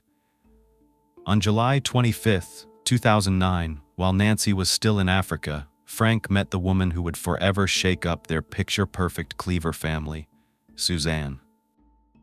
Suzanne was a dental hygienist from Santa Cruz. She was described as having blonde hair, a youthful face, and a perky, high-pitched voice, which I cannot emulate. Her daughters had played competitive softball, and they frequently traveled for tournaments. On the weekend of July 25th, Suzanne and her daughters were in Lake Tahoe for a tournament. Frank was also in Lake Tahoe at the time on a business trip. The two met at a casino called Harvey's. They were taking a break from their obligations, and that's when they met. While they were playing at a table, they talked and drank for about a half hour. Then Suzanne had to leave. She caught up with him later and saw him again at a different table. They gambled together that entire night and ended up finding each other again the next day. By that Sunday, Frank and Suzanne had exchanged phone numbers. He asked her if she had any plans for the next weekend. Suzanne was married when she met Frank, but was separated and working toward a divorce. Frank told her that he was married, but let her know that it wasn't going well. He said he wasn't happy. The week that followed, they talked on the phone and texted back and forth. The next weekend, Frank invited Suzanne to meet him in Reno. Of course, she took Frank up on his offer, and the two spent that weekend at a casino. They were drinking, and yes, they were cheating. What was really hurtful to Nancy when police were telling her about the things they found in his office was a picture of Frank and Suzanne and her daughters in a picture frame that had the word love written across the top. Yikes, that's cold. Then they discovered a Mother's Day card that he had given to Suzanne, addressed to "My wife." That's also pretty cold. That's savage. Suzanne said that Frank talked about divorcing Nancy constantly. After this trip together, they continued talking and seeing each other every few weeks. When Frank picked Nancy up from the airport from Africa, Nancy said that she could tell something was different about him. She couldn't quite put her finger on it, but she said he wasn't usually like this, but he was super emotional on the way home. He kept breaking down in tears. Over the course of the next couple of years, Nancy felt like she and Frank were just drifting further and further apart. Nancy blamed this shift in their marriage on Richard. She felt that Frank's new client was helping to tear their marriage apart. Frank and Suzanne's relationship continued throughout this period of time, and it just grew stronger and stronger as Nancy and Frank's was just holding on by a thread. It makes me sad, it really does. It was very clear that Frank and Suzanne's relationship was more than just a fling. Frank spent excessive amounts of money on Suzanne and her daughters. He would pay for their softball tournaments, helped pay for one of Suzanne's daughters to go to college, rented, and then bought a boat that cost $30,000. In January 2010, just 6 months after meeting Suzanne, Frank bought her a $900,000 home in Santa Cruz in cash. He later also bought 2 condos in Lake Tahoe worth $380,000. Nancy was shocked and heartbroken when she learned that he had signed the papers on that house for Suzanne on Nancy's birthday. Wow, seems like he didn't even care anymore. He's a fraud. Frank also spent money on trips for the two of them, as well as trips for her daughters. Frank brought Suzanne to a suite at the Mavs game in 2010 and a Steelers game that year. He ended up taking her to the Super Bowl. The next year, Frank took Suzanne and her daughters to a Giants game in San Francisco and to the Bahamas for 7 days. Wow, it seems like those business trips really weren't for the type of business Nancy believed they were.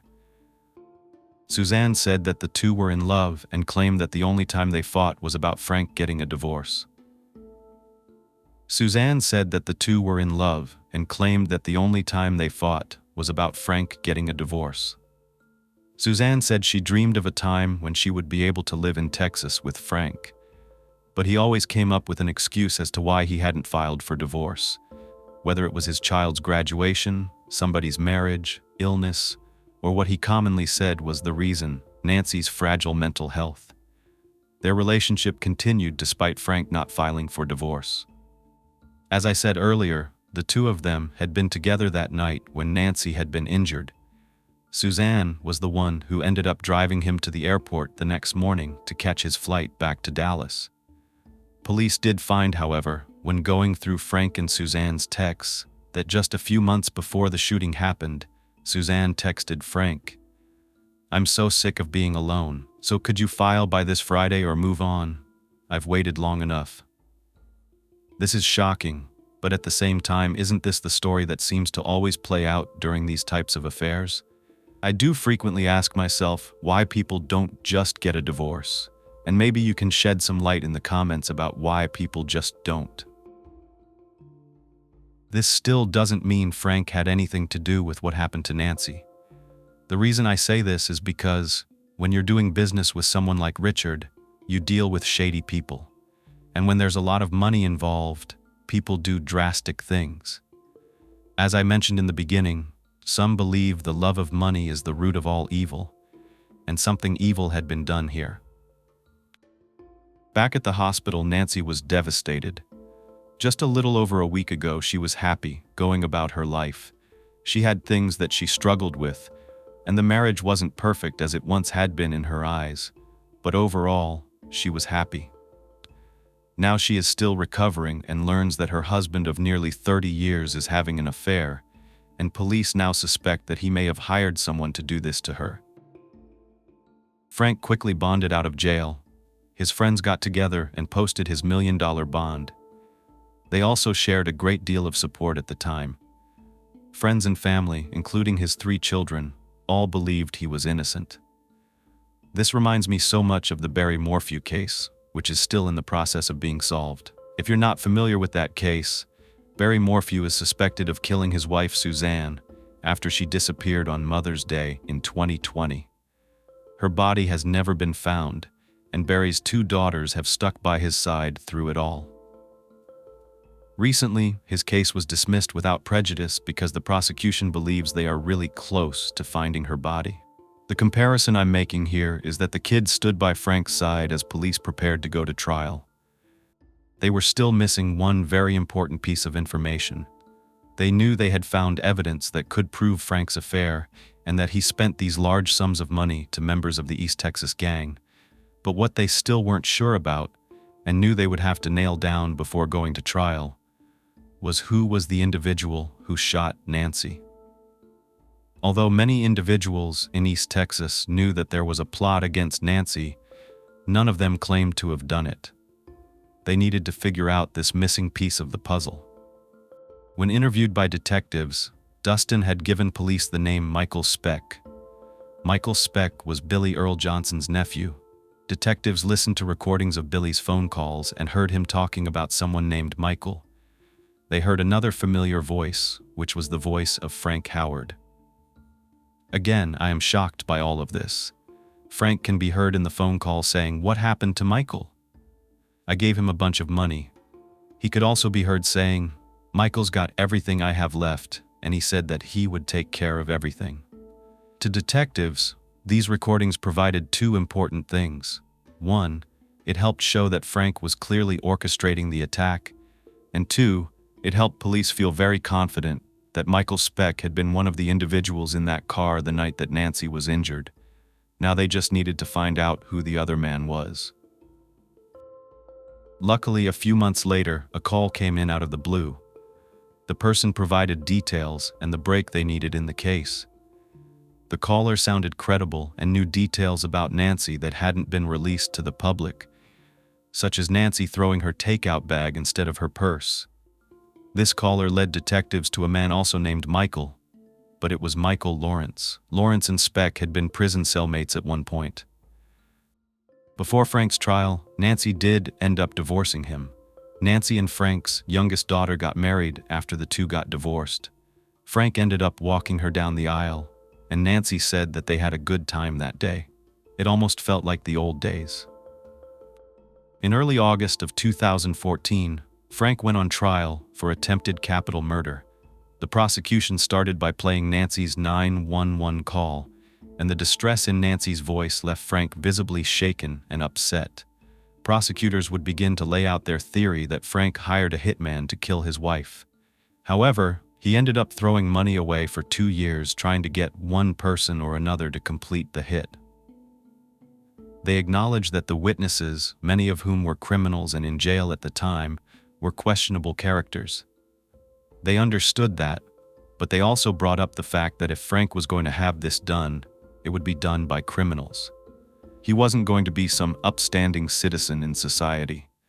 All of the members of the East Texas gang that testified said they had received money from a man they knew as John to take his wife out. They all stated that they had been in contact with John through a phone with a number they remembered as basically a throwaway burner phone. They all testified that John and Frank Howard were one and the same. Investigators were able to follow the money on Frank's computers and found wire transfers of more than $250,000. Assistant prosecutor Rick Daniel told jurors that Frank had initially been giving the money to the East Texas gang in cash, but because they strung it on for so long, he eventually started wiring them the money. He was most likely tired of having to constantly travel to meet up with these people. Prosecutors knew that a key part of their case would be connecting Frank to the two men that they believed were in that silver car the night of Nancy's shooting, the one that was in the church parking lot. They played a portion of the jailhouse phone call in which Frank said that he gave money to Michael Speck, the man they believed drove the car. They also said that phone records proved Frank had been in contact with Speck on the day of the shooting. To connect Michael Lawrence to the shooting, prosecutors called a witness to the stand who testified that Lawrence had told her the night Nancy was shot that he killed someone. Prosecutors gave Frank's motive as his affair with Suzanne.